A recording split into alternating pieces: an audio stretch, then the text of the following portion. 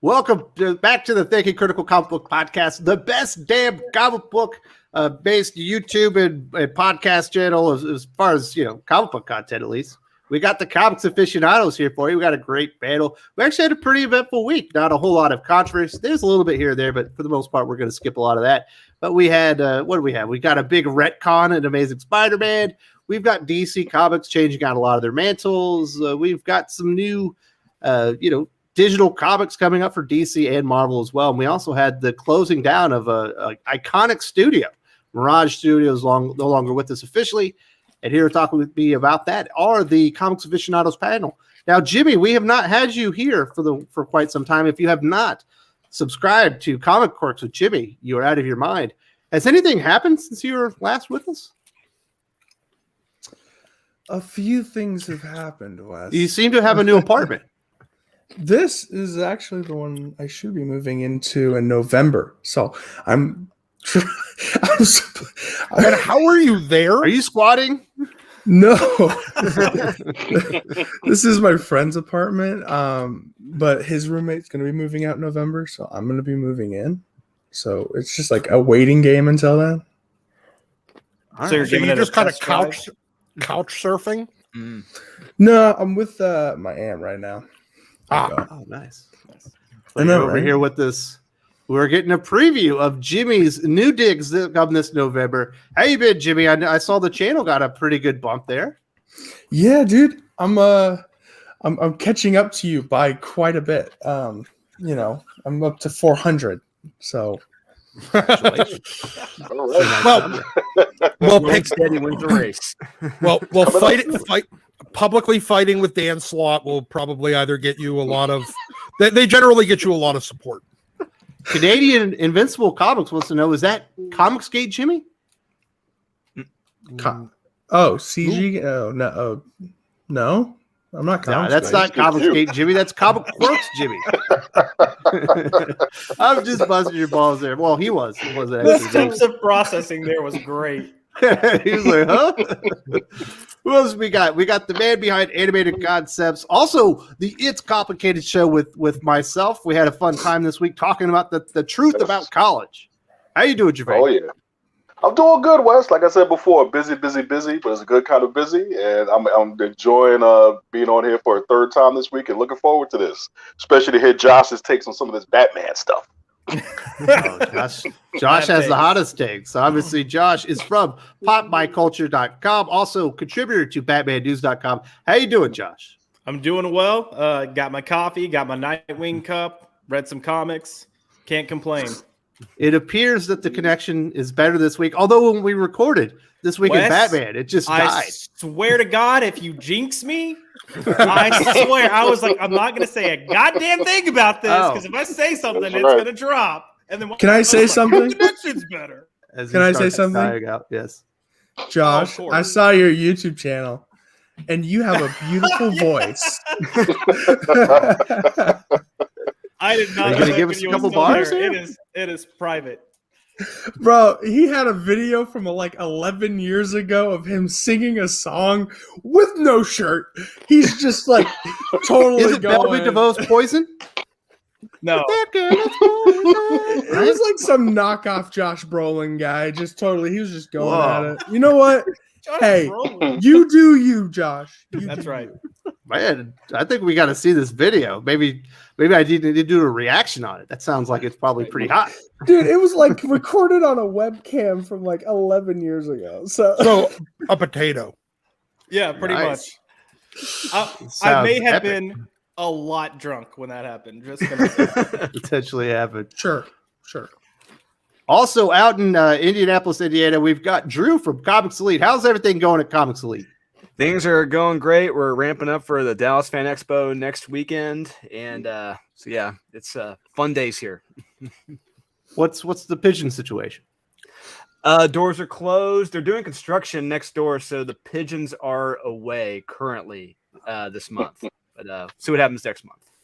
Well, hopefully we'll get a new pigeon to join the channel here somewhat soon. Last but not least, we have the man who's been here since day one, the co-host of the Comics Aficionados, the X-Men historian, the Marvel aficionado himself, here to talk about a lot of DC stuff. How you doing, Doc? Yeah, for a second week in a row. This time I went out and bought popcorn ahead of time because I wasn't sure whether or not Jay was going to be back to see whether or not Jay complaining about.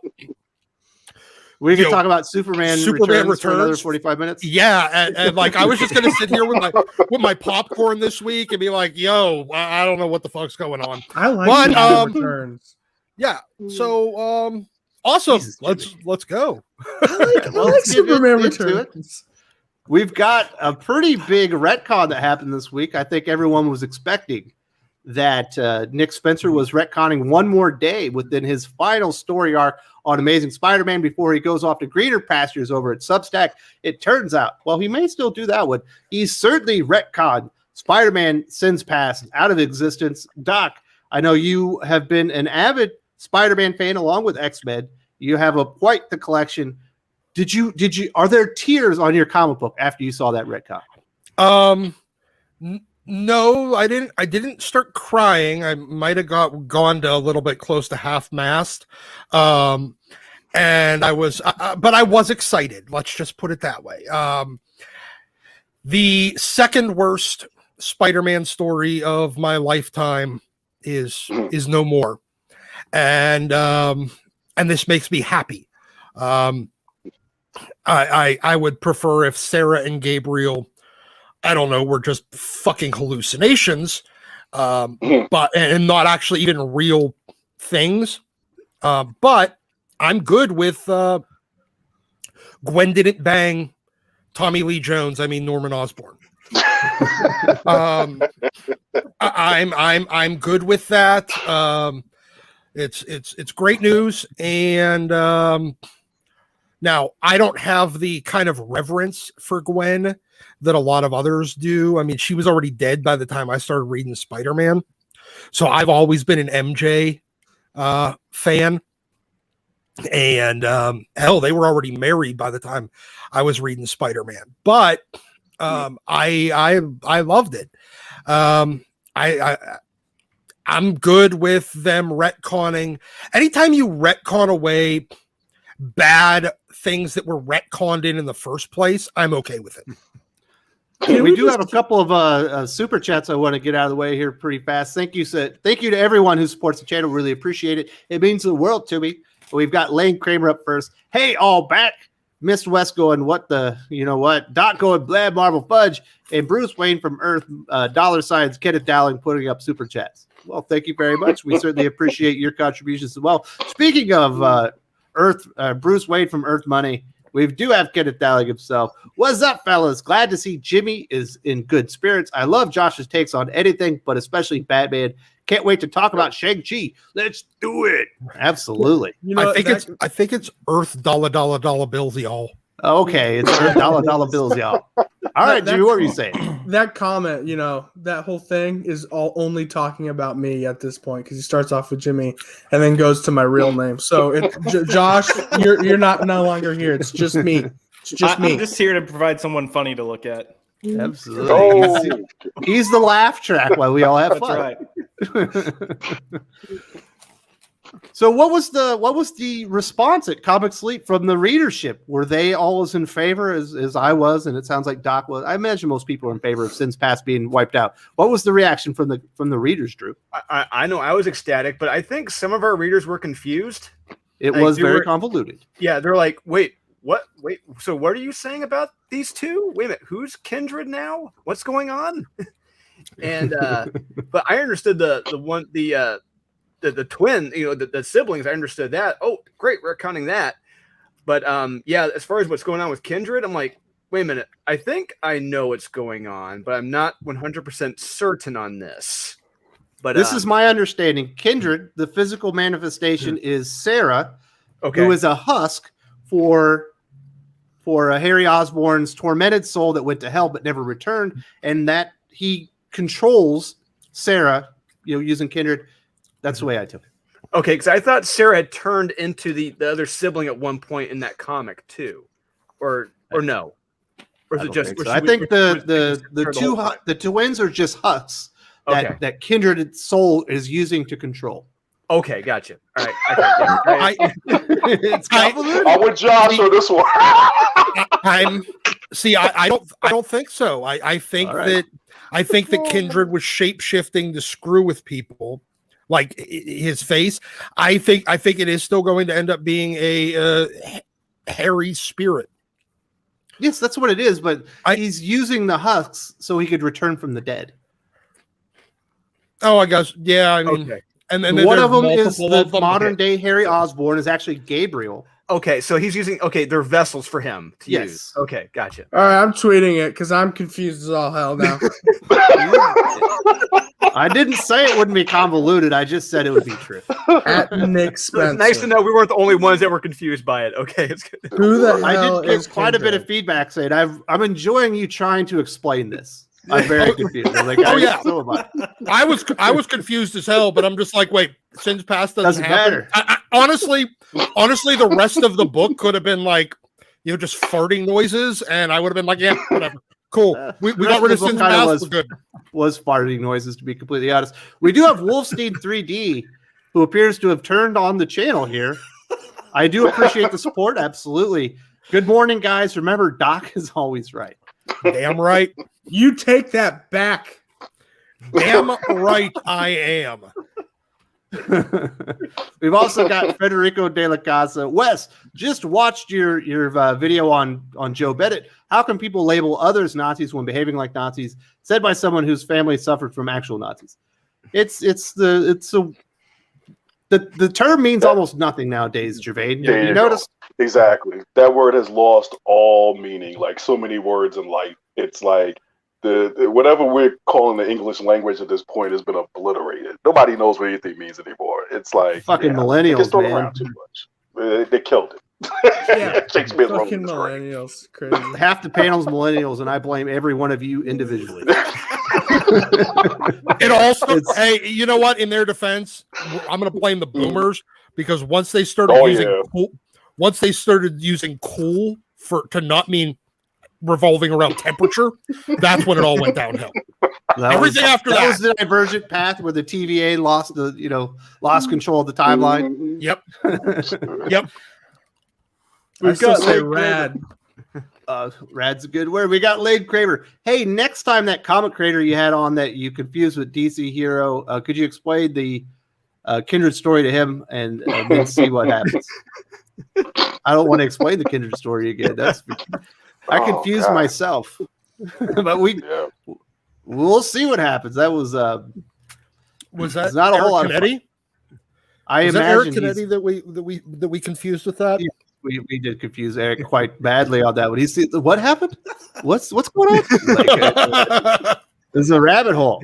Like But getting into the big Matrix on takeaway that is that one. he retconned one more day, and No, if he, since past. since past. But if he does retcon one more day, Nick could go down as one of the legend. greatest Spider-Man writers of all time if this happens. Yeah, in 2 issues. Yes, in Agreed. 2 issues. One issue. Well, no, he retconned since past in 1 issue, and the next issue would be 1 more day. So 2 issues, he basically wiped out the 2 most hated stories ever. Now the I think question. I was just gonna say, I think what Jimmy's saying is if he just does 1 more day, he's got it with 1 issue. Oh, You don't even have to count the issue this past issue. All he has to do is just be like, remember that day? Yeah, I woke up. Oh, it was a dream. Everyone's just gonna be like, yes. See, the disappointing thing here is that he does only have 1 more issue, because once he takes care of Sins Past, then he took care of Sins Past, then he's going to take care of 1 more day. All he needs, I mean, he still has 1 more to get the hat trick. He does. He can still hit the hat trick, and now it's just back okay, to back. Doc, Hat don't leave trick. us in suspense. What's the Yeah, hat trick? What's the other story? I thought he said Patrick. No, hat Nah, trick. he's talking God hockey. damn it! I'm a hockey fan. Yeah. Oh, What's the other eliminating- story, Doc? the turkey. Okay. eliminating the spider totem. Oh. That would be Hey, difficult. wait a minute now. We're offended I by like- Dave. is that the Morlon stuff? The Moreland stuff, the Ezekiel I like that stuff, stuff. I don't know Where- about the Ezekiel stuff, but I like No, where he- I like the Morlon story. where Come on. where he was destined by some ancient spider god to become Spider-Man and get bit by a radioactive spider, that's some bullshit. Sorry. Josh is having flashbacks to all the Batman was destined to become Batman. That was beginning a of thing? time again stuff. So Yeah. Josh, obviously you are more of a DC Batman kind of guy. Did you read this issue of Spider-Man? Spider-Man 73. I did. I've been trying to keep up with Spider-Man since we covered that first issue going into this arc. I read this issue and I was like, I'm pretty sure this retcon sins past. Don't ask me what the fuck everything else means. I'm gonna watch some YouTube videos. That's why I was so amused when y'all three of y'all were talking. I was like, cool, I think I've got it. And y'all all started talking. I was like, shit. Maybe not. Nope, don't got it. Nope. So what was your reaction? Are you in favor of these kind of retcons? Some people, they don't like it when you change anything.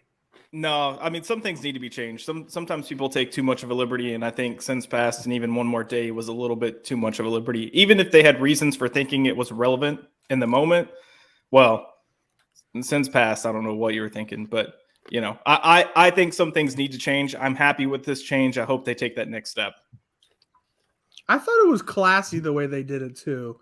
Like he was like, "Oh, so I never slept with Gwen," and then like Harry's just like, "Come on, man, she's too She'll classy never for do that." Like, I'm surprised we even got you to we were even able to convince you that you did in the first place, dude. Like, really? The spirit is more powerful than we thought. I thought it was great too because it just made me think like, oh no, he actually gets it because Gwen is way too classy for that. So thank you. Absolutely. It was basically echoing a lot of sentiments of readers. All right, Gevian, we haven't heard from you completely yet. What do you think about this retcon? Are you in favor of retcons? Do you want to see get rid of One More Well, Day? I'll just say this. This just sounds like too confusing to even get involved in. But I'll say this. I mean, I think that to me, what one of the interesting questions was raised was that, with the issue of retcons, do writers have, I guess, how should I put this? The right to tell the stories they want to tell. To me, as badly as I thought Sins Past handled the character of Gwen, I thought it was a little bit more pure in motivation than One More Day. Because the sense I got from One More Day was it was just like there was a bunch of guys who just didn't like the fact that Spider-Man was married. So they were just going to foist their will on the audience by basically undoing the marriage. Whereas with Sins Past, it was only one guy that really disliked the marriage. Joe Yeah, Quesada. exactly. Because he was going through a divorce at the time. Yeah. Yeah, it's like Dan DiDio having it out for DC sidekicks. It's like, I'm not interested in stories that are born out of like that kind of, for lack of a better word, negativity. With the Sins Past thing, I could kind of see what J. Michael Straczynski was trying to do. I just think he took it too far with the character. Like, to me, Mary Jane would have made a little bit more sense than Gwen Stacy. But Snap! Get him, Doc.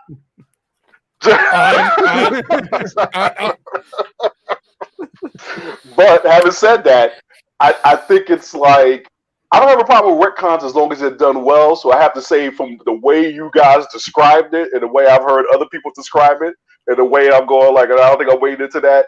I don't have a problem with it. I just think this needs to be a little more cleaner than this sounded. That's all I'll say about that. I will never accept the disparagement of the goddamn Mary Jane. She's a Mary slut, Jane but was she ain't a fast. hoe. She's a slut. God damn it, she's a slut, but she ain't a hoe. Oh my goodness, Doc. You are disparaging a great creator or character. We do have Kenneth Dowling in here. Thank you so much for supporting the channel. In one of the past couple issues, Doctor Strange specifically asked Mephisto, what is wrong with Peter's soul? So how is this about Harry Osborn? I think Spencer may screw this up. So I believe what's happening with Mephisto and Doctor Strange is they are talking about Peter's soul with One More Day. And then the story we've had playing out with Kindred has been dealing with Harry Osborn's soul being given to Mephisto by his father, and then the Sins Past retcon. Yes. So it was essentially kind of a red herring, but I think they're going to address it the next issue. Yes. And that's why I think a lot of people think both will be retcon. What are your thoughts on that one, Drew?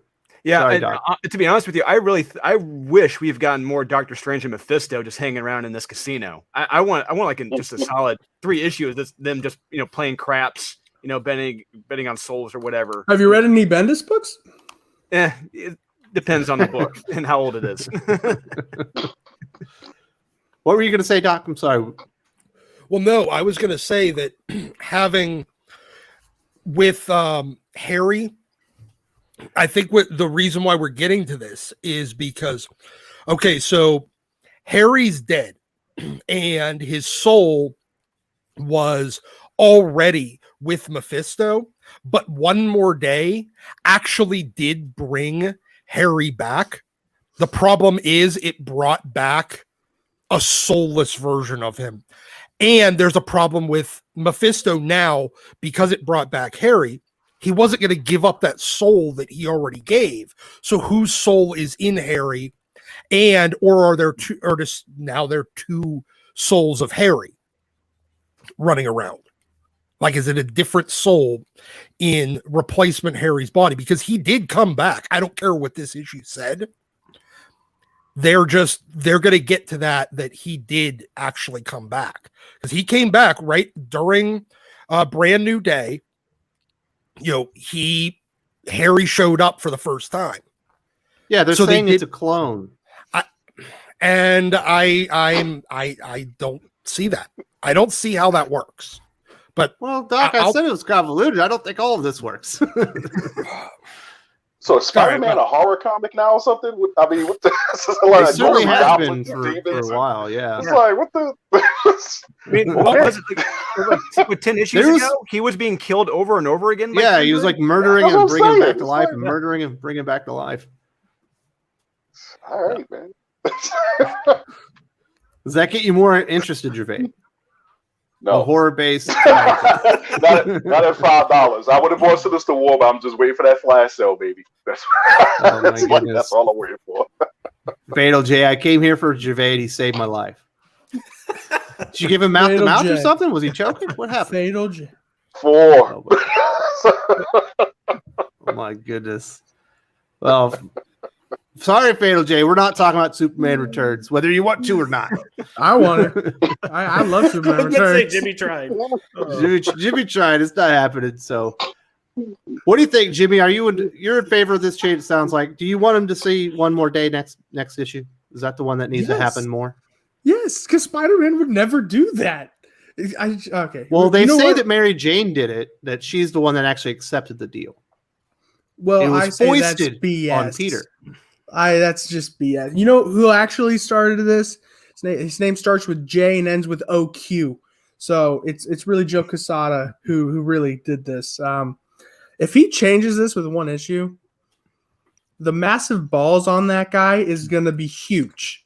When you said J and ends with OQ, I thought you was like Joe Okasada. Like he was Irish or something. I'm so confused who the OQ is.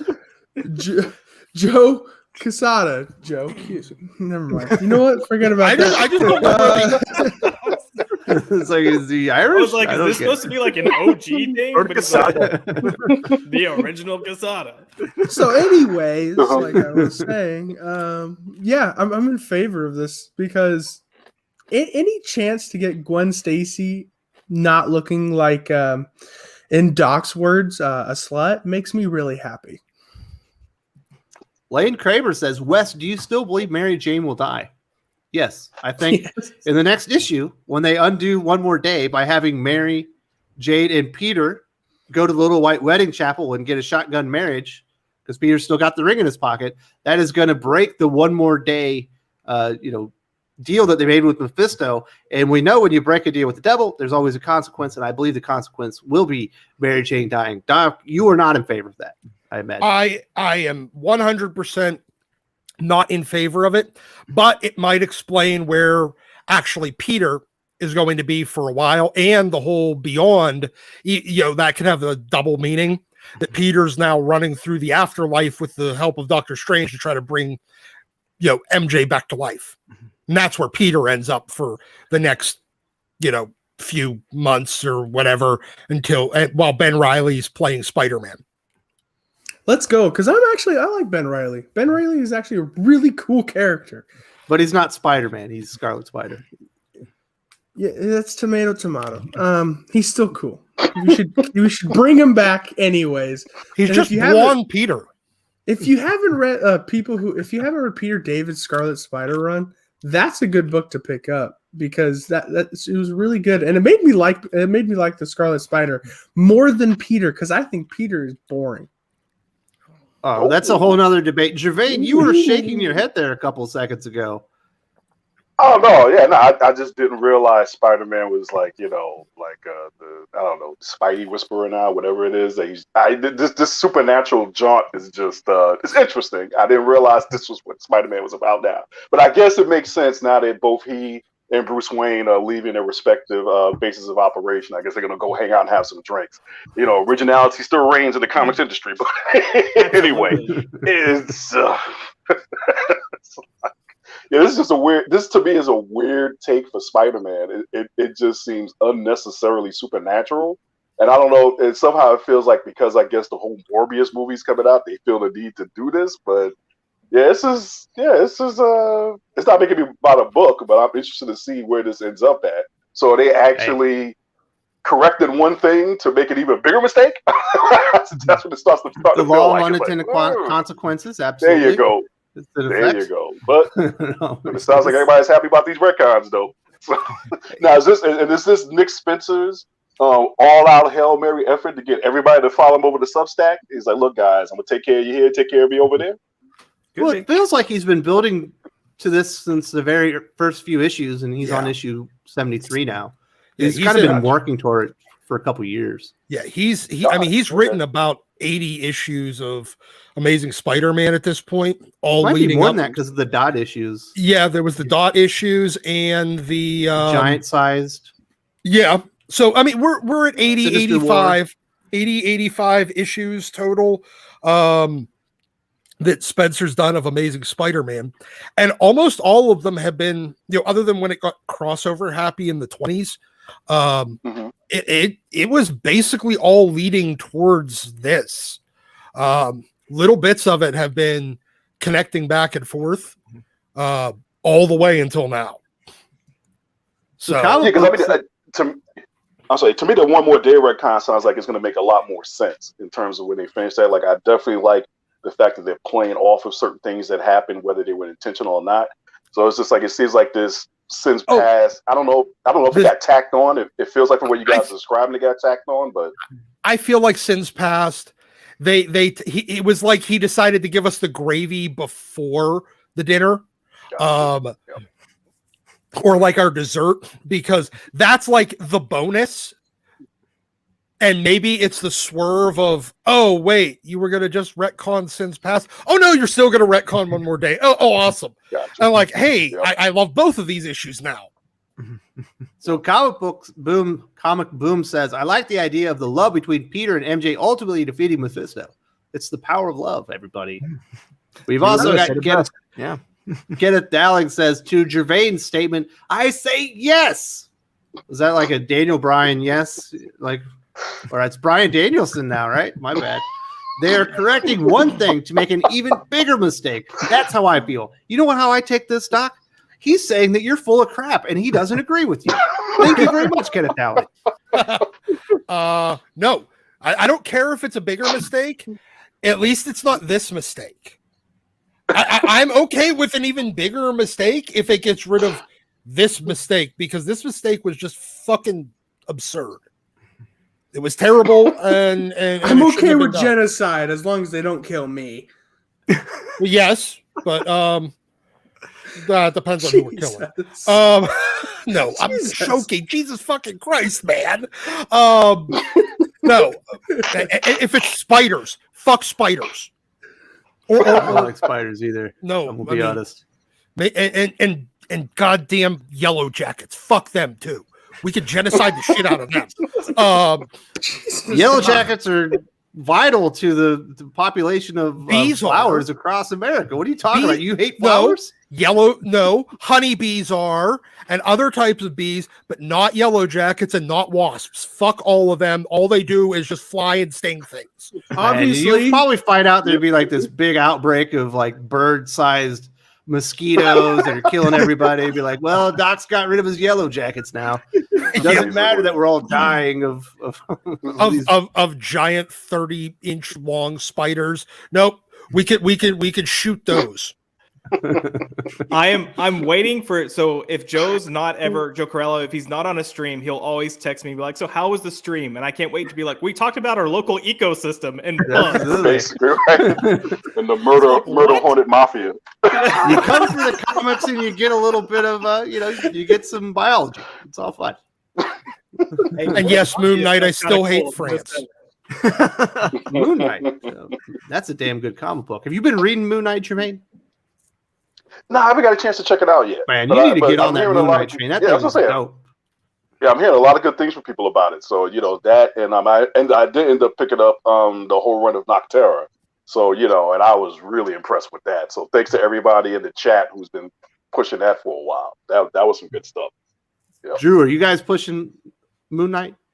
Yeah, because we did our variant for Terrificon that sold out, ridiculously fast, and I thought issue 1 was good. Issue 2 is better than issue 1, and they've set a high bar now for issue 3.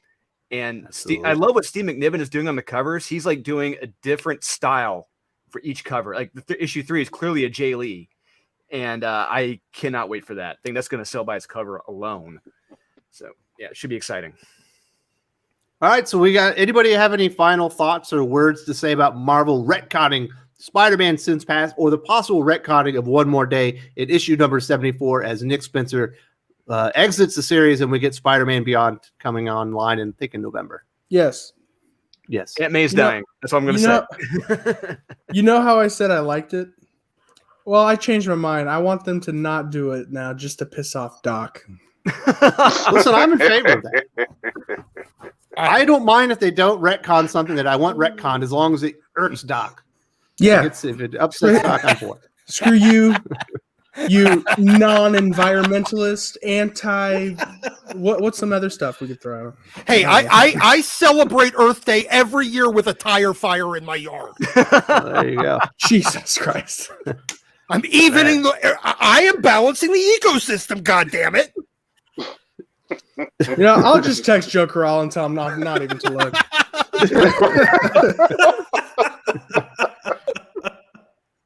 Oh man, the Doc is going full Fatal J. Don't do it. I had a couple of follow-up stories with what Doc was saying there, but no one's going to get the humor. And they're going to be mad at me, so I'll lay off of those.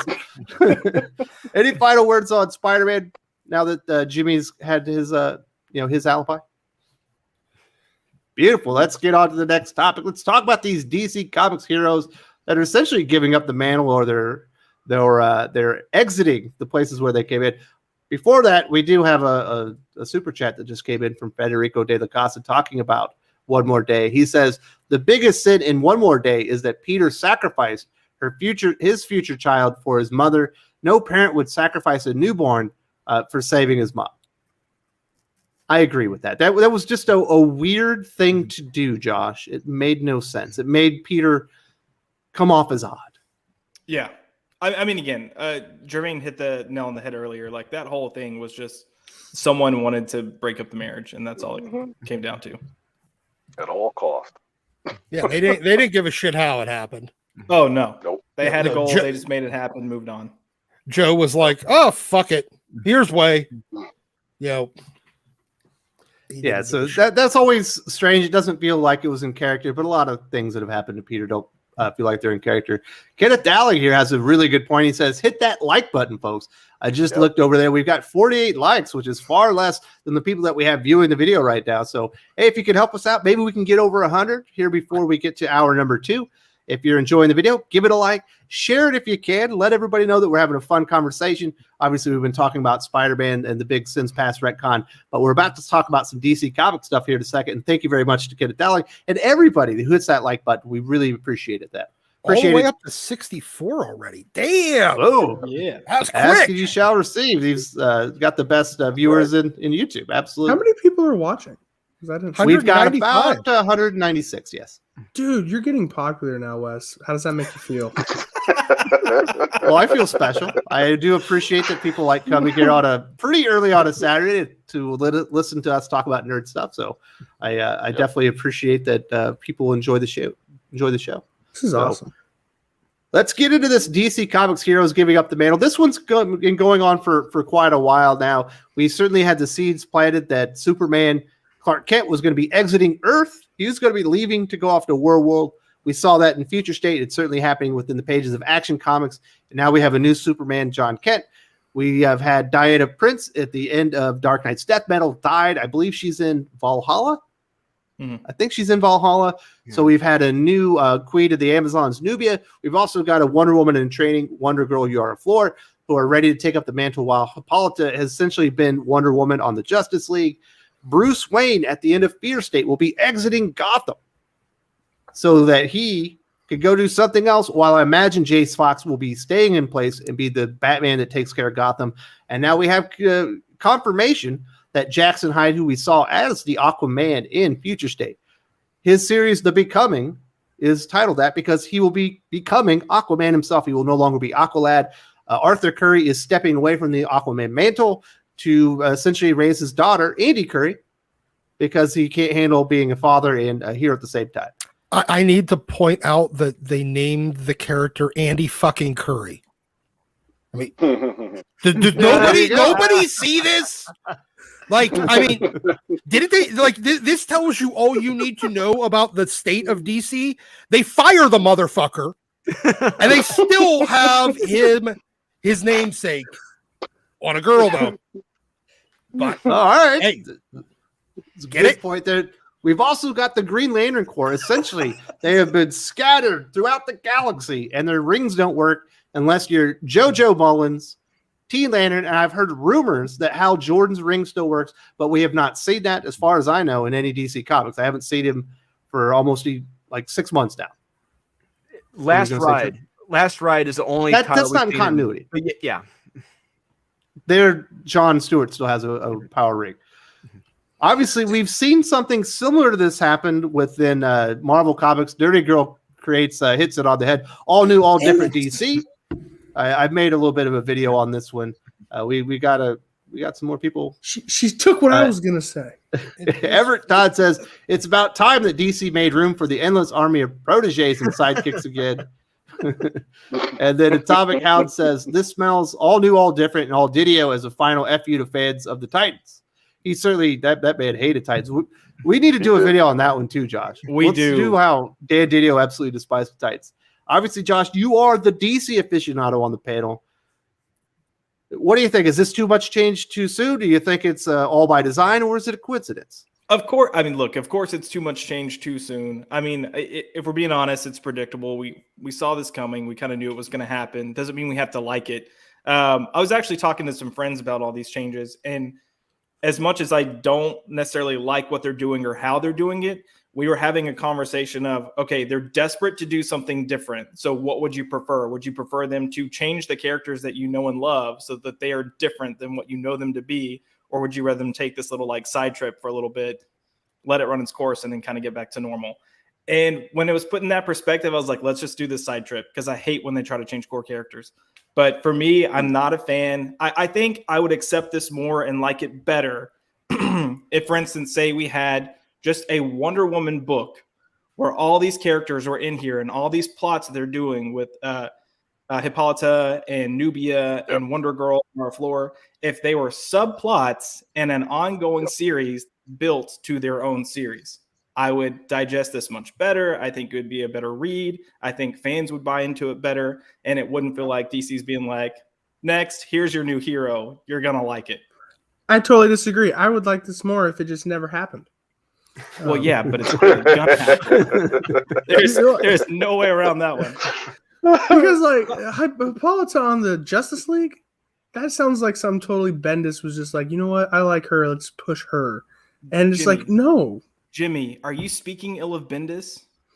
Josh, You're the don't. Bendis I guy. am tweeting Bendis, and I'm being like, Jimmy hates your guts. He's a Heel terrible turn. writer. Jimmy No. just hit Bendis over the head with the Trash chair. juice. Yeah. He feels betrayed, Jimmy. He's gonna slide into your DMs now. Oh, Oh my God. goodness. Could you Okay. imagine if we get the Bendis shaming Jimmy? How could you? Dude, if that happens, I quit comics because that would hurt me too much. Oh man, but like, yeah. So we got all this happening at the same time, and it's like you're forcing it too fast, too quickly. Agreed. And I can say this because look at what they're doing with Superman and John Kent. The reason I got a lot of hate for saying I don't like John Kent as Superman, and they were like, "Oh, well, you just don't. You're blah blah blah." And then I said, "No, like he's too. It's too quick. He is too rash and too hot-headed to be Superman and have that title. So why would you give it to him right then and right now unless it's just for like a plan that you want to push out rather than slowly build up to? Like, and if you do that to Superman, then everyone else is definitely for open season." Agreed. Yeah, I guess my point was like, if you're gonna do it, take your time doing it. So we're on the same page here. They're just pushing it too quickly. Now, my take was if you had just the Superman book, or you had the Aquaman book, or Green Lantern book, and you had all these things unfolding over the course of like 3 to 4 years, and it was building to that, you would have less pushback. But I think they also have the problem here. They announced, or the rumors of 5G came out, and everyone was completely against it. And then it was like, Dan DiDio's gone. And they're like, thank God we're not doing 5G. And then it was like, hey, here's Future State. And people were like, fuck, no. And that was the reaction. And it's like, no, it's just 2 months. Don't worry about it. And they're like, okay, cool. And then you had this anticipation of waiting for what's going to come after. Infinite Future Frontier State. is 5G. Yeah. And then it's like, hey, guess what? We're doubling down. And you're just like, I'm going to go drink right now because this sucks. I only read good stuff for the Future State, so I don't know what you're talking about. I didn't have that reaction. So Kenneth Dowling says, I was talking to someone at my comic shop yesterday. Thank you very much for supporting your local comic shop. About how Dan Didio hated Dick Grayson because he was allowed to grow up, which meant Bruce was getting older, and that's why Rick Grayson had him. Nobody cares about correct. that. But nobody cares about that. Wow, I mean, that when was you mean. say nobody cares, you're saying no one cares that Bruce got older or Dick Grayson grew up. Exactly. They Nobody did care cares about the about Rick that. Grayson thing because we got 2 years of just terrible But Nightwing. Rick Grayson is terrible on his own merits. But the fact that Dan DiDio thinks that people care about the fact that Dick Grayson goes from like 16 to 18, so therefore 21 in the whatever it was in New Teen Titans, therefore Batman got older by 3 years or whatever it is. Nobody cares about that. It's like this is what I'm talking about. This is even with the one more day thing.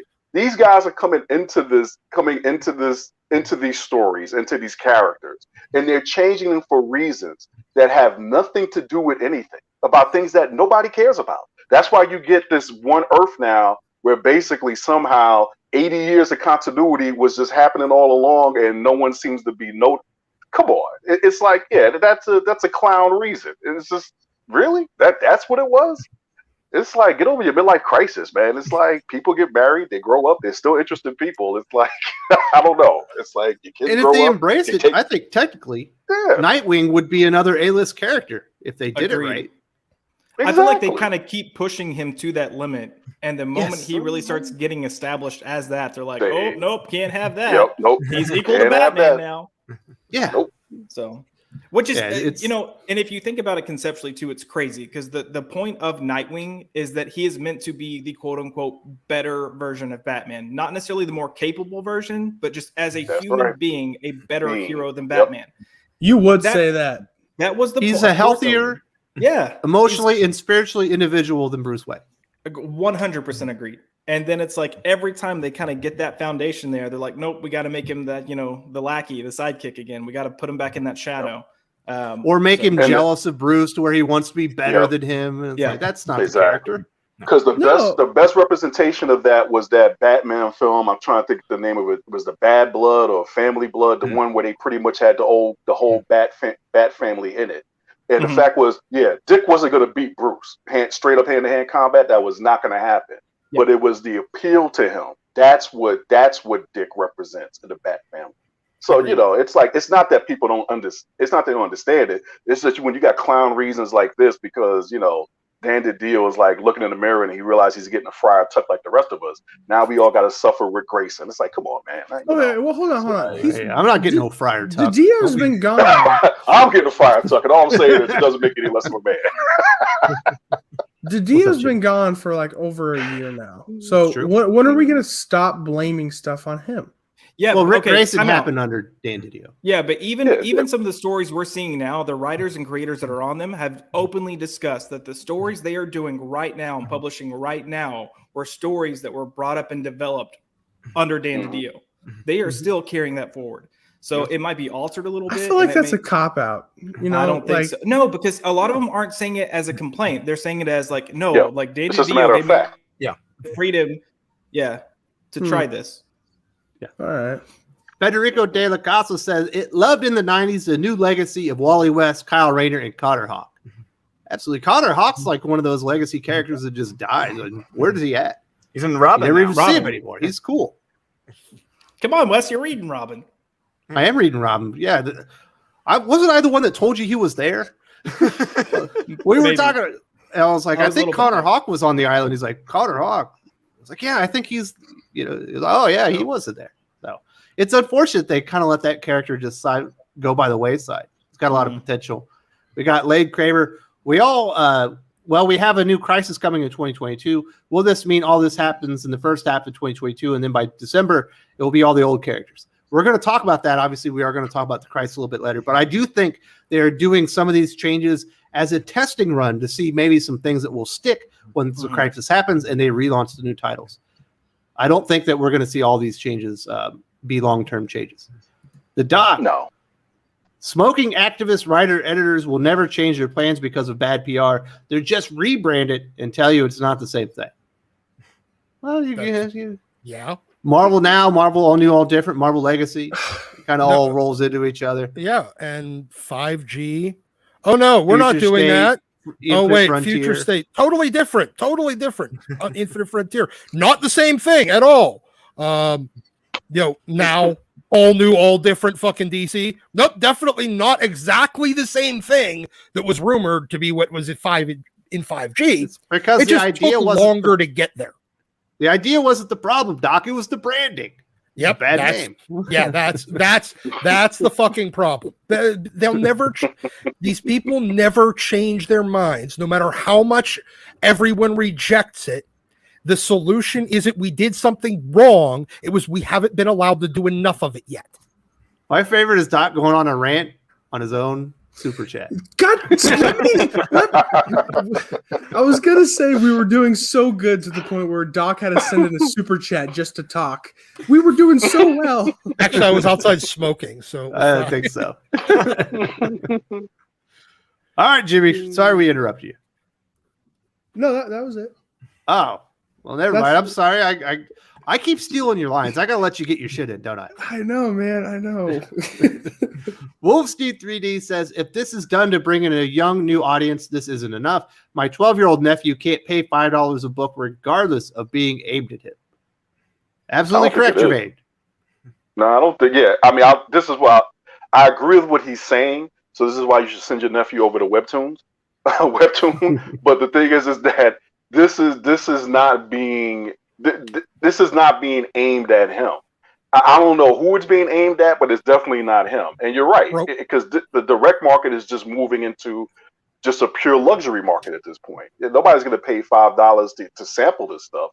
You either have to be bought in on some level, or you have to have the disposable income to try this stuff out, hoping for the best. And I put myself in that latter category because I don't have the disposable income to be trying this stuff out at $5 a pop.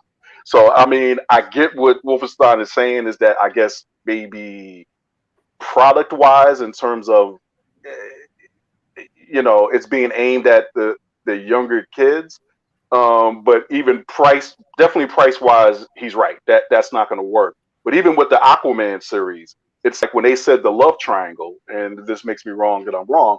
and they talked about the two people that he was going to be in love with. I was like, well, is this a guy and a girl, or two guys, or is it? I two girls. I wasn't sure, and I just don't know if that content is necessarily aimed at 12 years old. It seems like it's more aimed at actual young adults, not the young adults that they claim and market in, but actual young adults, which is more like in the mid to the early to mid 20s. It's aimed at broke communists forgetting what the word broke means and what the word communist means. But yeah, it's aimed at a demographic that doesn't want to buy things and that has no money to buy things. So yeah, sure. Some of this stuff gets supported, but I get what you're saying there, Doc. Kenneth Dowling has a pretty good point. And definitely this one's going to Drew. To this topic, when the grown-ups heroes are away, the kids will play. When the kids mess it up, the grown-ups will come back. Why? No one wants this. Do you think we're going to get like a Kingdom Come kind of event where all these stupid young heroes mess it up and then the originals come back? I see you got the shirt on. There we go, right there. Hey. I was really beautiful. I was thinking about it long and hard yesterday. A lot of these quote unquote new heroes now, because a lot of them are acting not very heroics, but mainly Jonathan Kent and some of the Green Lanterns too. I'm like, these aren't really heroic acts. These heroes are quote unquote heroes are making. So I would love to see, if the OG heroes do come back and put these heroes in their place. Be like, look, you guys have gone too far. So Federico hopefully it does. That would be a great moment. Federico de la Casa, is it possible to produce a $1 comic now? Everything's about scale. Yep. If you can get enough customers, yes, you can make a $1 comic. You can certainly do it digitally, Webtoon or webcomics, in some other places. Actually, you can give away content for free. We know if you get a subscription to Shonen Jump, it's $2 a month, and you certainly get more than one comic. Gevian, I know you're doing a lot of research into this. You have your own comic line coming out. Is a $1 comic possible? Yeah, like I said, if you have the scale. So in other words, Shonen Jump can do some of the stuff that they're doing because they just have a lot of sunk costs. In other words, money they've already spent in inventory that they can basically, at this point, they've made X amount of money on that inventory already, and now they can afford to give it away at $1 a pop, or in some cases free. But for those of us starting out, like moi, no, you can't do a $1 comic. The best you can maybe do, even I'm trying to aim for like $2.50, but it still feels like it's going to be $3. It's like, there's just certain scales of economy that won't allow for that anymore. And in particular, you don't have the audience for it. There isn't a big enough retail footprint, particularly for print comics. There isn't. For digital, maybe more so. But I think part of it is that because every device that you have is essentially a retail outlet, if you will, someplace for people to discover it. But I just think the cost at this point, unless you want to run your business like Action Labs, you can't do a $1 comic at this point. Federico de la Casa, if you can get your hands on Alterna Comics, up until about a year ago, maybe a little bit longer, their comics were $1. They're on newsprint. They're $1.25 for a normal single issue now. $1.50. It's gone up to $1.50, but I know it's because the price of paper has gone up so much. But they're as far as Western comics, they have the cheapest print comics. What are you saying, Doc? Sell 1 million copies of a comic a month, like on a regular basis, and you can sell it for $1. I mean, that's just the way it is. It's all about economies of scale. Yeah. And we're assuming that Alterna is doing those kind of sales, because other than that, we don't know what the compensation. We don't know what the compensation is. We don't know what the compensation policy is there. No, we don't. But from not to get too far into the weeds here. Yeah. But for the most part, Peter doesn't commission anybody. They are basically how they fund it. He just publishes it after it's completed. Exactly.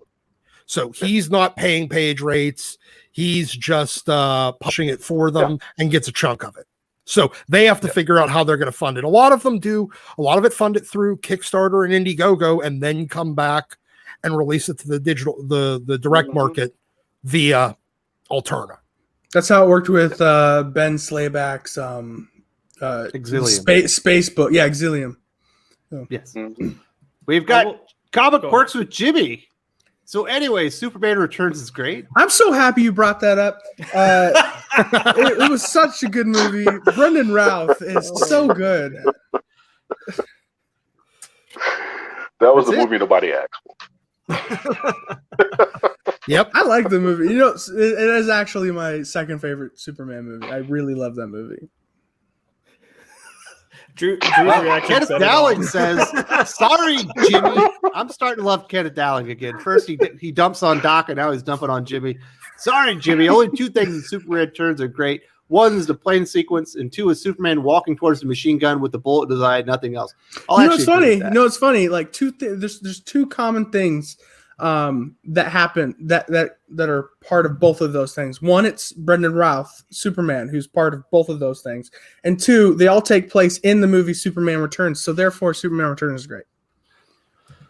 Now We that's do some have- fucking logic, I'll tell you that. We need Roll to is better get than like, Sin's past logic.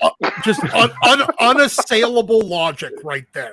we need to get a little like sideshow of Jimmy being like Jimmy's logic and letting him explain why things are good. Dude, I am the BSer of BSers. I promise you, I can do anything. All We're right, just gonna I like that think- challenge. We might have to have a BS off. We do have Eric Canetti in the comments now. He's obviously watching the video. Thank you very much for joining us, Eric. If you are not aware, his Arc Athena, I think, launches next 4 week days. 4 days on from now. Indiegogo. So definitely be looking out for that. I've seen the preview images. Eric is a friend of the channel. He's been on the Comics Aficionados a couple of times. I'll see if we can get him on here next Saturday to talk about it a little bit more. Definitely, he's been on for a couple of interviews and talked about Jim Lee and stuff. Eric's a great dude. He's a phenomenal artist, and I'm not even kidding here. He's one of the best comic artists that you'll ever see. Definitely check out Arc Athena. Eric is a handsome devil too. An exceptionally talented artist. I mean, I don't really blow smoke. There's artists that I think are good, but not great. Eric is legitimately great. Is he and better has than been Brett Booth? It's a very different style, but I would say, They're comparable. yeah, they're comparable. I mean, they're both coming out of the Wildstorm ecosystem. That's where they both got their starts. So yeah, I got they're right up there. Nice. Yeah. I'm just gonna add Yeah, to follow him on not social only- media. Yeah, not only is he a great artist, but just he's an incredibly kind individual, which only makes it that much better. So Absolutely. I His think he's calming got voice is very Yes. relaxing. he's got a baby that's almost about the same age as mine. So we are going through the same experience. Congratulations, Eric. A 2-year-old and a newborn. It's more work than people expected. Let's put it that way. And so definitely check that one out. All right, who have we not talked about on this one? Drew, are the customers noticing that DC Comics are moving towards all these changes essentially at the same time? To be honest with you, I mean, I really think from our perspective, the store here, I really think it's the covers are selling it more than anything else. That's what it is. All the variant covers, the store exclusives. I really think only a small portion of people are actually really reading these stories. But with that caveat, I really don't think people are thinking critically when they're reading these. yeah, I think they're reading them. They're not really think about these actions these characters are making. All right, don't just read it straight through. All right, but I really think it's mostly the covers that are selling these comics right now. I agree with you. Yeah, I was going to say I'll back both of those points. It's either the covers or speculation from a new character, and that's what I'm hearing from my LCS. And yes, people are not reading critically at this point. Especially writing reviews in the comments we get. There's so many people that are just trying to consume as much as they can, as fast as they can, that they're just like, half-ass reading it, getting through, and be like, all right, cool, next one. And then once you start discussing it, they're like, wait, what? Yeah, like, did you read the comic? Absolutely. Definitely want to say thanks to the Collector P for joining us today. We've got Kenneth Dowling says, I will watch a Jimmy's Logic show. That sounds too funny to pass up. I promise you, I can make something out of nothing. You give me like the littlest thing, I can give you something huge. Give the man Jimmy, a I whiteboard. once convinced somebody that worked for me that my goal in life was to be a ivory poacher when I grew up. I once convinced my substitute teacher I was mentally disabled. I believe it. Right. I'm on board. I'd say that's. I don't think you're allowed to admit that these days. Oh no, it's okay. I'm working through my what is this? Yeah. I'm working through my range of motion. sorry, I'm working through my my sins of the past by actually working with special needs kids as a job now. So I'm cleansed. Oh, you got the He's working on his soul. I like that. all Peter right. Parker should be doing that after one more day. We got Eric Canetti in here supporting the channel. Thank you so much. And Eric says, side question. With DC making moves into Webtoon, does the panel see this as them testing the waters for digital? Damn straight. Well, I mean, they're certainly already testing the waters. They have their DC digital first strategy, which I think Marvel has improved upon. We're going to talk about that one a little bit later. I think they're trying to grow their audience using digital for certain. Obviously, Drew, I'm sorry, Josh, you cover DC Comics and DC News a lot. What are your thoughts on this? Yeah, we've talked about this before. I think their main goal is to get a just brand new audience and bring them in. And then I read the first 3 issues of the Webtoons, which I'm going to openly admit I loved from a character standpoint. It's a very innocent take on them, but it's a good depiction of the core of the characters and what they're supposed to represent. So I think they're done well. I enjoyed it more than pretty much any Bat book that's out right now. So yeah, but I think the goal is here is to reach a new age and people who may not be reading comics to kind of make them say, well, if this is good, maybe something else is good, and seek out DC Comics.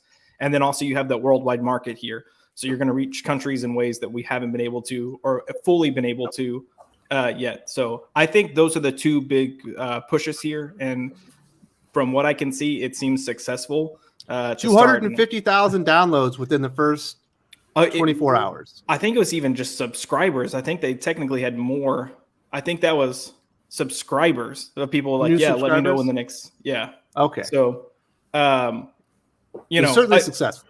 Oh, yeah. I mean, it's blowing away comic book numbers. And again, like it's free. So, you've got that to take into account as well. But you can't complain, Absolutely. The number of active Webtoon users in a month absolutely blows away anything that the kind of numbers that we get in the Western comic books. What were you saying, Doc? I was going to say people will consume free media at an astounding rate, but only a small percentage of that would even pay literally a penny. You could charge a penny for it and they'd be like, nah, not really worth it. Well, that's a very critical way to look at it. But I will say this. You heard of the UFC, Doc? I have. They did not have great pay-per-view numbers. And they did this thing where they said, we're going to create the Ultimate Fighter reality television show. They called it the Trojan Horse. And they were able to get UFC fighting on cable television. Because of that, their sales went up exponentially because people got a taste of it. And they decided they wanted to come in for that Randy Couture, Chuck Liddell fight. Oh, I completely agree. You can get that, but people are already paying for cable. You're not giving it to them for free though. You're not. You got to give them a taste and see if you can get them addicted. I understand, but you're not. That would be like it'd be one thing if they got them on free over the air. If it was on ABC, whatever your local ABC affiliate is, and they could watch it for free, and actually then convince them to start paying from something that they're not paying for at all, because they're still paying for cable. All right, Doc, I think you're overthinking this one. But yeah, I mean, I think what Doc is trying to say is that the conversion rate is not that great. So, in other words, you're talking about if they give something out for free, and from the people who watch it, are like 50% of them are going to start paying for it. The answer is no. You're looking at more. You really have to be realistic. Say if you can capture 1%, or 5. Like 1 to 5%. 5% of those Webtoon numbers would be phenomenal, dude.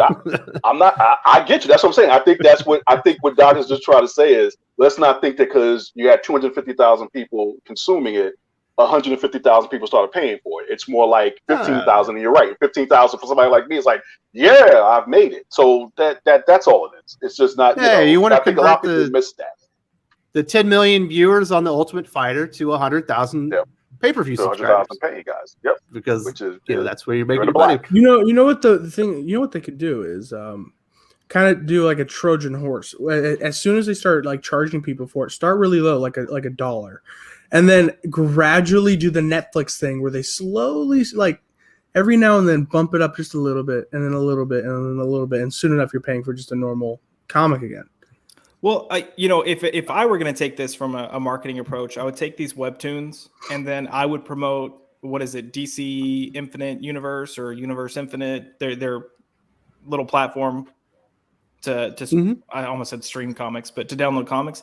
I would market that, because if you could get people to transition from a webtoon format to a comic format, I used to just trade read back in the day. And then it's because I started enjoying the story so much that I was like, I don't want to be behind. And then that's a good way. But, you can filter people in that way. Kenneth Dowling says, thinking critically. I see what you did there, Drew. Sorry, fellas. We got another one here. Wolfstein, to the UFC comparison, increasing exposure is only helpful if you have a good product. That is true, Gervais. Yeah, no, absolutely. It's like, it's got to be good. But I think this is where people are missing it with the digital thing. And I think especially and I'm a big proponent of it, when the blockchain technology starts to get into this and NFT stuff starts getting attached to basically creating these digital comics, what's going to happen is, going to the point someone asked earlier about, can you produce a comic for $1? It's not so much that cost-wise you can produce it for $1, but if you use that price point to get that book out there, like as Jimmy was saying, and then once that technology is attached to it, that once I sell it to somebody else or it goes up in value and DC's always getting a piece of it, it's going to incentivize publishers to start giving out their product at a cheaper price point, because you're going to make the money over the long term, because you can get it now with this smart contract stuff in NFT in this digital space that you wouldn't be able to capture that revenue like you can't now. So I think that's what's making. I think that's why DC in a certain sense is exploring his webtoon thing. Because the point is, if you see any indication that if I give this out for free, 1 million people pick it up, and say even 50,000 end up subscribing or making their way over to it, it's just money to be made. You start getting into almost hand over fist territory. But it's like, someone, like Wolfenstein's saying, the exposure is helpful, but it has to be good. And from what I've heard from everybody, I'm talking about across social media, from people I've talked to, they really think this Batman webtoon series is something good, because I think what it does is it's not so different from what you would find in the actual print comics or on the mainstream continuity. It's like, it's a different take on it, perspective, but it's not like, at first when I saw it, I thought Duke Winston was going to be the Robin of the book. When it turns out that wasn't what it was, I said, yep, DC's getting it. They've really thought this one. They've thought this one through. So if you think about it, look at what Peter Samedi did with Alterna. He needed to get noticed because he just started making Alterna, and so what did he do? He made comic books for quite a lot cheaper, from 99 cents to $2 range, and then now he's in almost like majority of comic stores, and he bumped it up to, I think it's just like mainly around $2 now, but it's still cheaper than everything else. And people are like flocking to that now because they can get good comic books for cheap. So, I mean, you can do it. It's just, it creates competition, which is good. Well, if you're going back to that $1 price point thing, from a sales strategy, if you're using it almost like a promotional thing, like if you're a smaller publisher and you've got a book that you believe in, and your biggest challenge is trying to fight for space on a bookshelf or get people to notice you, if you're like, hey, this first book's $1, you're probably going to lose money on it. But if you can get enough people hooked on to read it and then go to your like $2.99 price point going forward, there's a chance you could get some wins. So I think if publishers believe in their product, do it. But if you do it with every single new product, customers aren't going to buy into it. I think it's essentially the loss leader strategy. You sell at a loss in order to make money on the back end, either via selling trades, selling old collected editions, even if it's digital versions, or to make money on the, if it is, the smart contract technology involved with an NFT later down the line. This is literally like fucking Best Buy strategy from 1995. It was bring you in with $3 CDs and then sell you a $900 television. or $5 DVDs and cheap DVD players to sell you an expensive TV. That's literally a marketing strategy. But the thing is that with the whole thing with the NFT and the smart contract technology is that even though you're giving away that product for free or relatively cheap later on, you still can basically make all the money you want to make off of that product if it's any good, because every time it changes hands, you're getting a piece of that. So in a sense, you're just taking it's going to be interesting now to see, can these guys know how to make money taking a long-term view on things as opposed to a short-term view on stuff all the time. But the problem is they are both owned, like at least the big two are owned by publicly traded corporations. Yeah, so the loss leader strategy for them is bad for their stock prices, and it's bad for their investors. Because the investors are only thinking about the next quarter. And that's the reason why we're in the situation we are now, with everything being short-term, I guess, marketing strategies. That's why Marvel and DC keep going with the ratio variant sales strategies, because then they just change them, or they raise the ratio rates, or they add in some new stipulation because it stops working. It starts getting diminishing returns, and then they need to refresh it somehow to get the old returns, so that whenever the quarter ends, they're up or close to up, or even, while at the same time constantly losing sales, like actual readers. And that's why with this, if you want to term it the all new or different DC approach, that's the other reason why I think it's kind of like, because everybody knows that this is pretty much a gimmick. Everything is so gimmicked to the point that it's like, I agree with Josh said earlier. It'd be one thing, and this is always my complaint about the X-Men franchise. It'd be one thing if I had this one book where there were like 2 or 3 subplots in it that, you had all these interesting characters. Like I'm coming back to that every month, because every month I'm seeing something getting set up and paid off, set up and paid off, set up and paid off. But when you take like Star Jammers and then you want to spin them off into their own ongoing series, it's like, bro, I mean, I like them, but I don't like them that much. It's like, I ain't into them like that. It's like, just keep them in a regular book and have them show up every once in a while. And that becomes a little mini event in itself. And that's why I would think you're selling 1 million copies of X-Men a month. That's just me. Yeah, no, you're exactly right. There's a lot of things that currently, there's a lot of intellectual property that the big two have that are not sustainable intellectual properties on their own. They may be popular. People may like when they show up. That doesn't mean they can support their own thing. I know we've talked about that there not being a lot, at least at Marvel, there's not a lot of like solo female titles. Well, sorry, there's not a lot of solo female characters at Marvel that can carry a book on a monthly basis. And even over at DC, you got like 3. That's the nature of the market. While Storm is super popular, she can't carry a book. Yeah, she can't carry a book. Yeah. Sorry, Cyclops can't either. He's not, as popular as he may be. There's only a handful of characters at each of these companies that can carry a book, much less multiple books. That's why whenever anybody starts talking about A-list, B-list, C-list, that's why I say Marvel has 1 A-list character. 1. DC has 2. Yep. They have Superman and Batman. Marvel has Spider-Man. Those are the only characters that they have that month in, month out can carry 2 or more solo titles, period. If you can't do that, you're carry 40 titles. I know, but if then he's the double A. He's triple A. List. He's double A or triple A list. But everywhere, that's why I say, sorry, Iron Man, Captain America, Thor, Wonder Woman, they're all still B list. They are the B list because they can generally carry a solo title for a significant period of time. It will wane in popularity on and off depending on what's going on, but it generally doesn't get canceled. Whereas All right, something Doc, like we gotta get Yeah, back on you're track. right. We've heard this one before. We know that there are A-list characters B, and C. And I do want to say thank you to everybody who thumbs up the video. We are at like 103 now. We've only got one downvote. So Jimmy, eat that. 103 people say you were wrong. That this video is absolutely worth thumbs upping.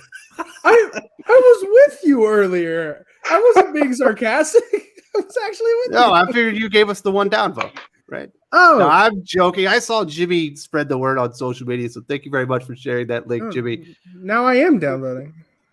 Oh, Jimmy. I was gonna say we probably didn't have a downvote to featured Fatal J's comment, and it was that one guy who was like, nope. Yeah, No, that we was, got Fatal J, five. and anyway, I'm done. that Now was we got- George Rendon be like, nah, I don't even want to see the comment. now we got 5 downvotes all the time. Oh my goodness, it happened. I guess I Gotta brought just that one mess on with you. myself. But thank Yeah, you you very pick much. on me. Everyone wants to protect me like they're my older brother. I don't know.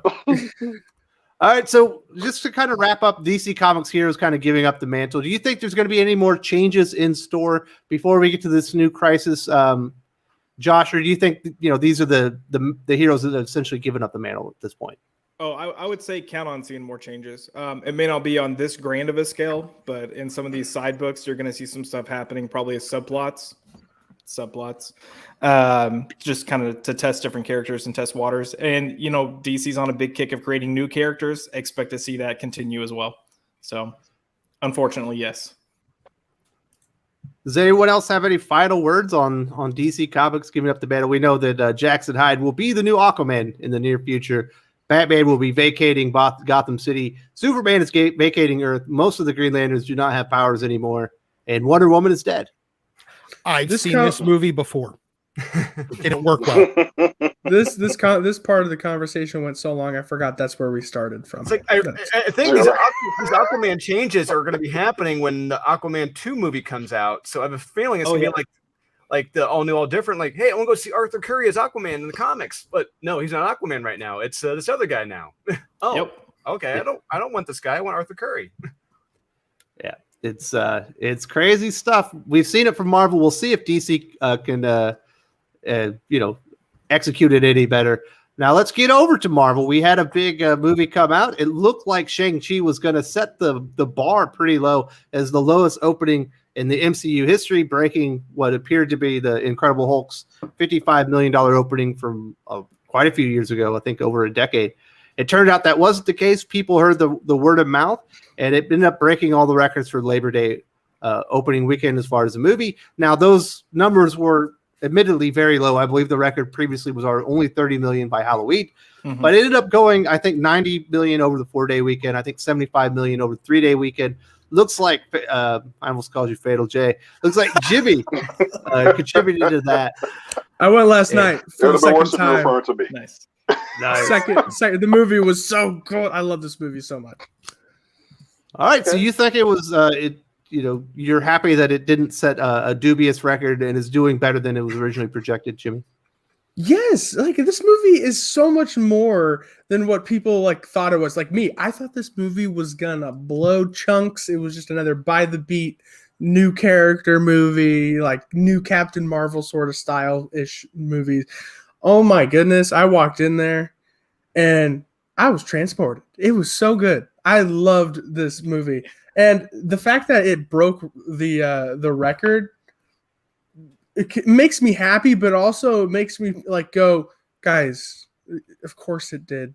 This is Nobody goes to the movies on Labor Day. That's the record. I mean, that's why they do when it's Marvel. So that's why I'm not surprised it broke the record. But also the fact that this movie is just a bonkers movie. You start off just fighting on a bus, and then by the end he's riding a dragon. You're from where we started to where we ended is so crazy and bonkers. I am happy they pulled it off. I really love this movie. Alex says, I saw Shang-Chi and really enjoyed it. I'm very happy the movie exceeded everyone's expectations, including a couple of you on the pit. I haven't seen it, and I still don't care. Drew, did you see it yet? Yeah, Drew, you saw it last week, I right? you said Jermaine. I'm sorry. I thought No. oh, sorry. Drew, did you saw it? You left the stream earlier last week. What did you think about it? Is it worth the hype? And Sean, Kyle, and I saw it. I mean, we think it's an okay movie. It's okay. We didn't think it was great. We didn't think it was bad. We thought it was good for a Marvel film. It wasn't their worst. It wasn't their best. And what's crazy about the film is that Shang-Chi really isn't the focus of the movie. It's more or less his sister. No, it's not. His sister and Bottled Water, whatever her name is. Aquafina. There you go. But I mean, I really, and seriously, this is me, not my brother or anyone else, but like if anyone who thinks that this is the best origin movie since Iron Man, I'm like, I don't want any of your movie opinions ever. It's not happening. And but now the real test for this film is going to be in the second and third weekends because that's where the money is made. Yeah. That's always what it is. If there's like a 70% drop from week 1 to 2, there's going to be a big problem. They're in for a world of hurt. And it's got to make like $300 million to break even, I think. And its budget was 150. They already got the production cost. Yeah, but production cost doesn't include marketing, and typically marketing is double the production cost. They probably cut back on marketing because of COVID. I'll jump in here with two things. I think when you're looking at box office, if you're shocked that it beat the record, I think you're kind of missing the point. I think the big win here is twofold, that it way outpaced just even projections, and they were already projecting it to beat the record. So I think for the fact that it beat projections to the extent that it did is a good thing for the movie industry. And then even looking outside of Shang-Chi, just the weekend box office was a normal weekend box office compared to like the past 10 to 20 years. So it fell in that average range. So just for moviegoers, that is a good thing. For theaters, that is a good thing. For studios, that is a good thing. I know I've seen people be like, no, we don't care if we see it in a movie theater, just send it to streaming.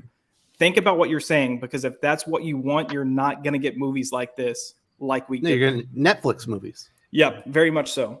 As far as the movie itself, I saw it the opening night Thursday. I would put it upper mid-tier. I think it's fun. It's very much a Marvel movie until it isn't, and then it is again.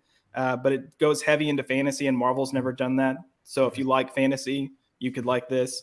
I agree with Drew. Shang-Chi is not really the focus. I would have said Wenwu was the focus. You get more character development with Wenwu, and you kind of get Shang-Chi's character development through him and his development through fighting, which was kind of nice to see. But Shang-Chi is really just the vessel for the plot. But I'm looking forward to it. I think this is one of those things kind of like where the movie itself is good, but the crux of it is more so the potential of it, because they changed the character drastically. And some people I know take issue with that, but I think it could be a good change because they open his world up so that he's capable of doing more and interacting with more. What's interesting is there is another movie that had a very similar opening to Shang-Chi, which was Fast 9. It was almost identical. And that one's looking, because it's been out so long, it's looking like it's going to go over 700 million worldwide, which is less than the other Fast and Furious movies were doing. They were going over 1 billion, but still 700 million is quite significant.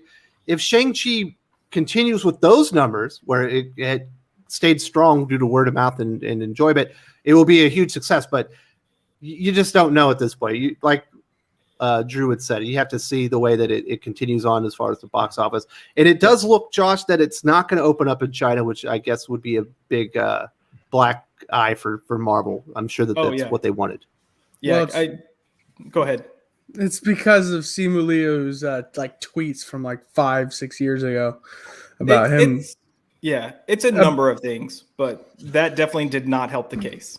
I mean, you have a movie that's kind of all about Asian culture, and you take it to actual Asian culture and they can see the cracks through it and probably they're offended by it, or I don't know. But so it's I don't know. Plus, it's not like there's not one overarching Asian culture. Asia's actually quite enormous, considering the large portion of Russia is in Asia. Chinese culture is different from the Japanese culture, different than Korean culture, different from Filipino culture, different from Thai culture. So it's hard to encompass just Asian culture in a movie, to be completely honest. There's a paling and then there's pandering. This is very much, I'm sorry, this felt much more pandering than anything else when I was watching this. So I didn't I think didn't so. feel like it was pandering. I do think, Asian cinema definitely has a place within the US. Like there are people that like that. But when you start looking at general audiences and grand audiences, you have people that really haven't been introduced to it. And I feel like they made this movie in a way to make it just more acceptable. So I wouldn't necessarily call it pandering. I'd call it more like, hey, we're trying to make this more acceptable, because if we go too heavy into it, it's probably just going to turn people off. Because I know people that watched it, and just the moment they got to the fantasy elements of this, they're like, I'm out. Even with it as it was, they're like, I'm done. Well, yeah. okay. As Whoa, Everett Todd's mentioning there, magic is kind of scary. Hold up. Some Asian culture. You saying like Marvel's never done really fantasy? Go back a few months. WandaVision was only fantasy. Yeah, yes, but it's not fantasy like Lord of the Rings or like I mean, It was more like Twilight Zone. Yeah, You mean- there were elements. There were elements in this movie that I was like, it was kind of like Pokemon. I'm not gonna lie. Like, Oh let's yeah, be the honest. Nine-Tails creature. I saw that. Yeah, but like it's got that very Lord of the Rings type element, and they haven't done anything fantasy driven like that in Marvel. Well, the only pandering I saw in it was you made an Asian movie, and you made the main star ride a dragon. You're like, did you have to do that? You could have done so many other things. Oh no, You no, wanna no. know what See, I was gonna. gonna Never s- mind. Go ahead. Go ahead. No, I was no, just no, gonna you- say, you know what I really think they're hoping for with this third act? I think they are wanting to get theme parks. Like that third act almost felt like you're in this theme park world ride type thing. And I think that's what they're shooting for. What were you saying, Doc? I was gonna say that years ago, that would have been considered like wildly racist and stereotypical. Now it's who else is going? Well, what do you mean? You'd have somebody other than an Asian person riding a dragon? So I don't know. Honestly, I don't know what the rules are anymore. So I saw Daenerys on a dragon. There's nothing wrong with that. That's well, right. Because we all know blonde white people ride dragons and Yep. everything. They do in Westeros. I don't give a shit about They used to Lord kill of- dragons, but now Game they of ride. Thrones, or I really don't give a fuck about the Lord. I can never keep Lord of the Rings and Game of Thrones separate. I don't really give a shit about either of them. They're Game of vastly Thrones is different, amazing. I don't know. It's dumb shit with swords and fucking dragons. I don't care. Doc, have you ever seen Game of Thrones? Take it from me, who's seen it a lot. I have um, fallen asleep trying to watch that pilot more times than I can count. well, it's not the You best are a episode. person, Doc. You're a person who seems like he blinks vertically. Sword and sorcery. Oh, Wow. Okay. No. Sword and sorcery bullshit bores me to death. Well, okay. Well, you're not predisposed to Game of Thrones. Game of Thrones is amazing until the last 2 seasons, and then it makes it not worth it. Amen. that's what I keep hearing. That's why I'm not I'll just say this- anticipating any new Game of Thrones. Yeah, about Shang-Chi is that I think the real story actually is just the fact that they were just it did 3 times what people thought it was going to do. It was the fact that people were like, it's going to do 25 to I think like 26 million was what they were projecting. But the mere fact that it came in at 3 times that, it's like people are like, whoa. And I think, as someone mentioned earlier, it's good news for the movie industry. Now it's just you're really operating in a new environment now. Where is it? Are you going to be able to make all your money theatrically now? Or is it really going to be like you have to kind of go through all your channels now, all your distribution channels now, and then say when it's all said and done, hey, we paid this amount of money, but we took in this amount of money, even though normally we would have gotten 500 million right up front, but now we're getting like 250 here, 300 here, 250. I mean, we're going to go see the movie tonight. It's my daughter's birthday. Happy birthday, Raven! And we're going to go see the movie Happy tonight. birthday. But it's like, with Fast 9. It's like initially I was gonna go see the theater, but I'm just waiting for it to get down from that $19.99 price to stream it at home, and I'll watch it when it's $5 because my family don't want to see it. The rest of my family doesn't want to see it, so I can't justify spending $20 myself. But it's like, I just think the revenue streams in terms of the way this is working, the model's changed up so much. How can you even call something a hit other than just saying if you just didn't like the content personally? Gervain, does your family not like family? How can you not like Dom and Fast 9? Man, It's like We're every time I family. sit down and watch Fast and Furious, like, come on, guys, come check this out, and they're just like, they're not interested because I refuse to miss another movie waiting on them to catch up with me. That's why I said the last John Wick that came out, I said, peace. I'm just going to go see it. Man. Have you Hey. seen those pictures of Fat Vin Diesel? Yeah. Oh, Put out on social media. yeah. Those were hilarious. And look, Nah, and he for got me with me and Fast and the Furious, it's like I didn't get it at first. Like I think I basically said before, like when it first came out, there was a guy that came in. I was like, "Yo, what's up with this Fast and the Furious movie?" He's like, "Look, man, that movie is just a movie for kids who can't drive." So I was like, I never bothered with it. But then it just kept coming out, and it kept making more and more money, and that's what drew me to this. It's like, why is this series making so much money? And then I started watching it. I was like, oh, okay, I get it. It's just like, who gives a? It's like a W2F kind of movie series, and it's just like you go to see it just to see how ridiculous they can get with cars, and they deliver every time. It's like, Dude, Jay the Michael first- mentioned something pretty interesting here. He says, "I love how Hollywood threw all the fans and YouTubers under the bus about Shang-Chi." Listen, to the people who are coming in like, you were wrong. I wasn't wrong about Dick. I was reporting the information that came out from the box office projections from the movie industry. Do you think I came up with those numbers on my own? It's like, you know what? Let me speculate on the interest in this movie and come up with my own formula. I didn't do any of that stuff. They were wrong on it. And then, they want to sit there and talk crap about it. It was like, I'm sorry, you were Wes. We reporting don't your listen to projections. wrong. No, I will say Wes never got to that point. He was for him, he was presenting numbers as they were coming out. And the one thing with Shang-Chi is they put projections out, and then like a few days before they altered the projections to down it. And then even after those Thursday night It previews, went down after the Thursday night previews for Friday, they altered them down again to 40. Yeah. Yes. So that wasn't him being a naysayer. That was just him, going with it. But there were definitely some YouTube sites and reporters that just went straight in with this is a failure, right away, or even before. But not I this was one. just saying, hey, it looks like it's going to flop, and here's some of the reasons why. It's not just COVID. These are the other factors that are playing into this. They're like, oh, you got it wrong. It's like, yes. so quick question: is the Wenwu character played by Aquafina? No. So Wenwu is Tony Leung. So he's the kind of combination of Mandarin and Fu Manchu. Oh, gotcha. So Arguably the best character in the movie. I really felt like they should have spent more time on him so we could Agreed. really see how villainous this guy is. We really don't. We see some elements of it, yes, but not as much. Aquafina is Do the they best. tie it into the Iron Man movie? Do they tie it into Iron Man 3 at all? They did Yeah. Okay. to a degree. It was so To a good. degree. I honestly, I left. The first comment I made was, I wish we could have had another 20 to 30 minutes just to focus on Wenwu prior to getting married, and then Shang-Chi as a character more. Because even if they had just actually shown Shang-Chi's first mission from his dad instead of just talk about it, I would have been happy. But they didn't. Yeah. Get it So down. is he the new Killmonger? Is he like the new Killmonger in terms of like that appeal of that character? Wenwu or Shang-Chi? Oh, Wenwu. No, he just had the most depth.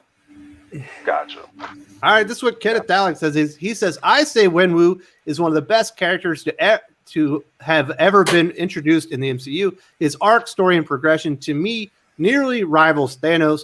Drew, I respect you, sir, but I think it's a good origin story. He is throwing everyone under the bus. Eat it, Drew. Not me. I agree.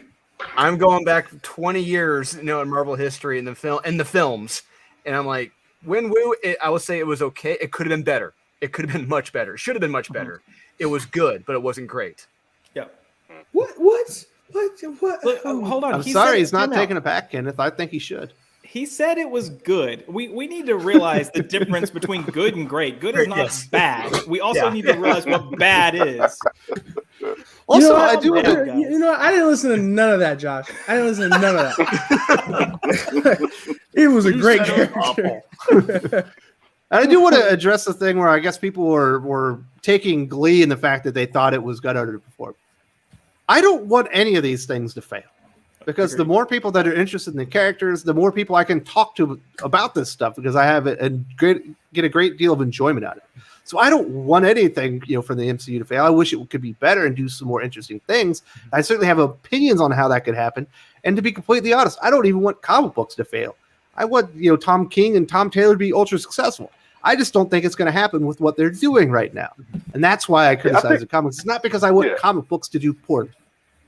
Yeah, I think with the MCU, it's more like people are getting to the law averages now. It's like at some point they've had such success that you're just looking for the moment when it's just going to jump the shark or go off the cliff. It was kind of like with Pixar. I remember with Pixar when Cars came out, and I was like, okay, they're done. It's like they had a good run. I got that from the Planes. What was the Planes movie? Yeah, exactly. But I thought it was gonna be Cars, but it actually turned out to be the other one with the robot. Dang, I just lost the Wall-E? name. That one. Wall-E's great. Wall-E. Yeah, I thought. I didn't like Wall-E.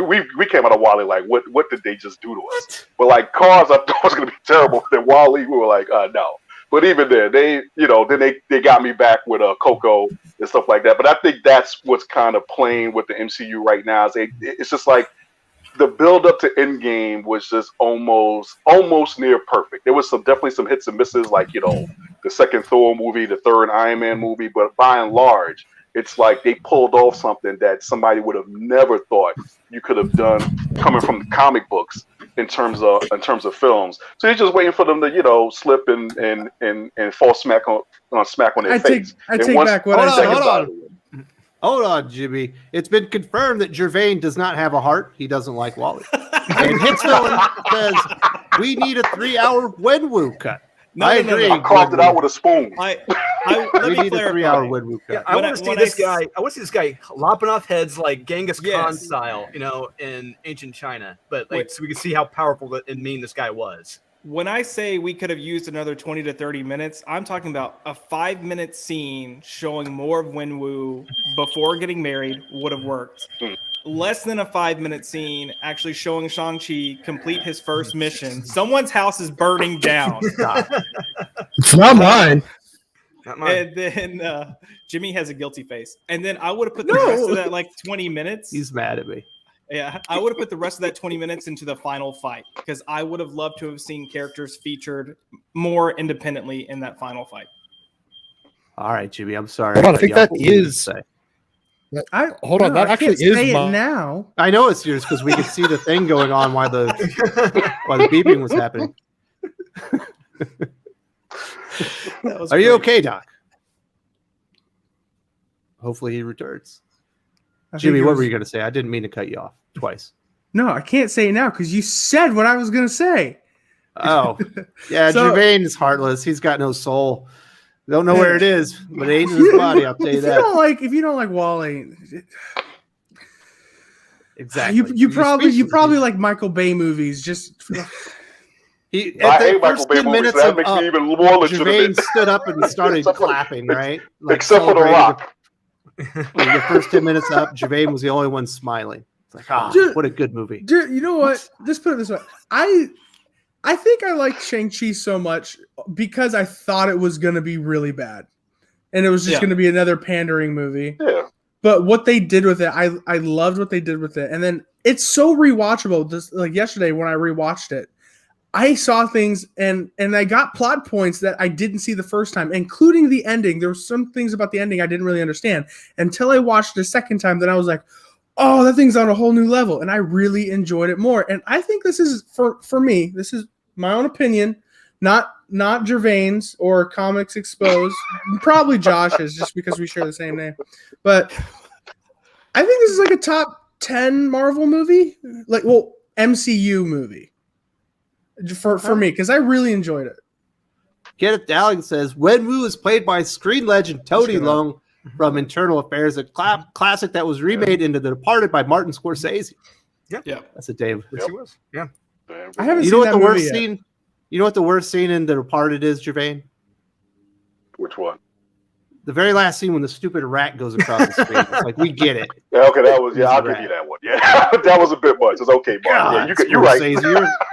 You're supposed to be the master. How could you do something that like You're this? right. We got Federico De La Casa that says, I've watched anime and Asian movies since the 70s, and Shang-Chi seemed like a fake American version of what is Asian Chinese culture.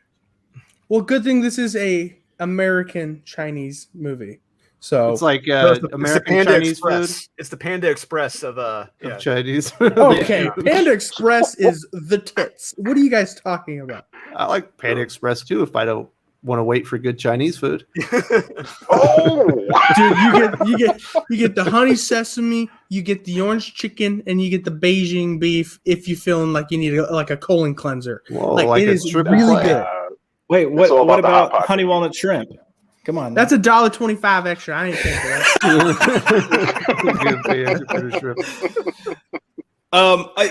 Look, again, I think the Federico's comment, I think people will definitely take it that way. I stand by my opinion that Marvel wanted to play it a little safe and give a little bit of a taste for what they could potentially do. And going to what Jimmy said, I think there are a lot of things in this movie, especially at the end, just from a universe building standpoint. I think it opens so many doors for so many characters and so many stories. And I think the end of this movie is tied to projects that are already out right now. I think you actually have ties to WandaVision in this movie. I don't know if you made that connection, Jimmy, but the voices and hearing the voices and the people that you love. I think the main villain, quote unquote, that was in this movie at the end, I think it's just a teaser of who's actually back there. We either completely got a segue into Iron Fist or we completely didn't. It just depends. But it seems like they're kind of trying to wrap up the 10 heavenly realms in this as well. So there's so much that's there. Yeah, because they could totally go into Kung Lung after this. Yeah. Dude, yeah, that would be amazing.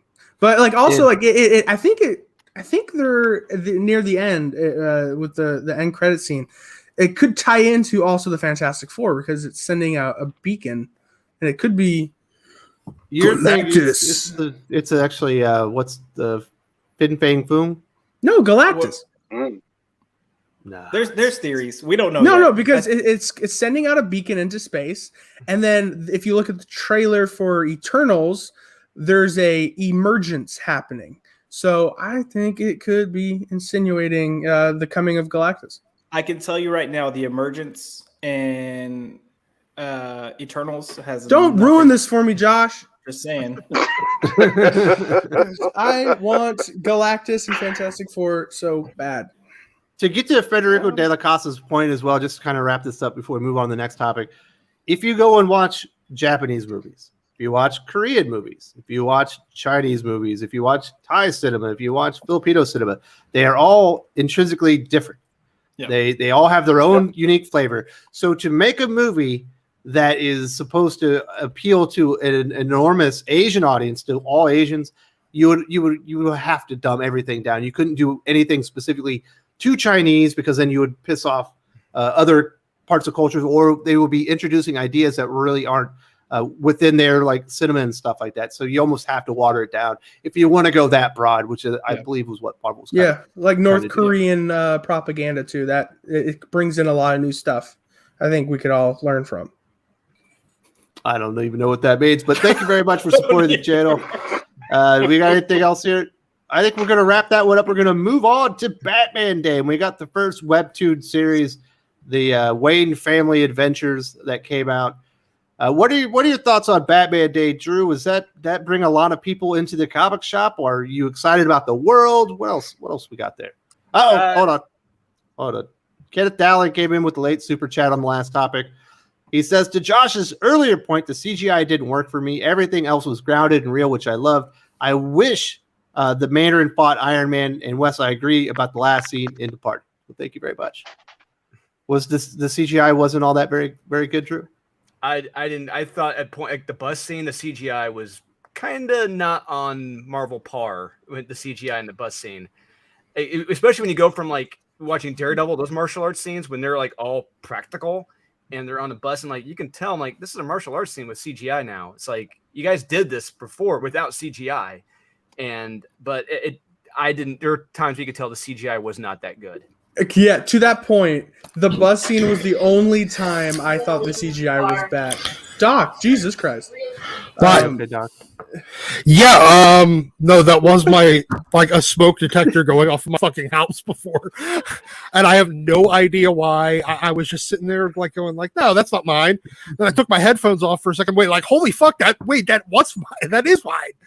I went upstairs. I found it was just going off. There's no fire, no anything. I'm like, Damn it.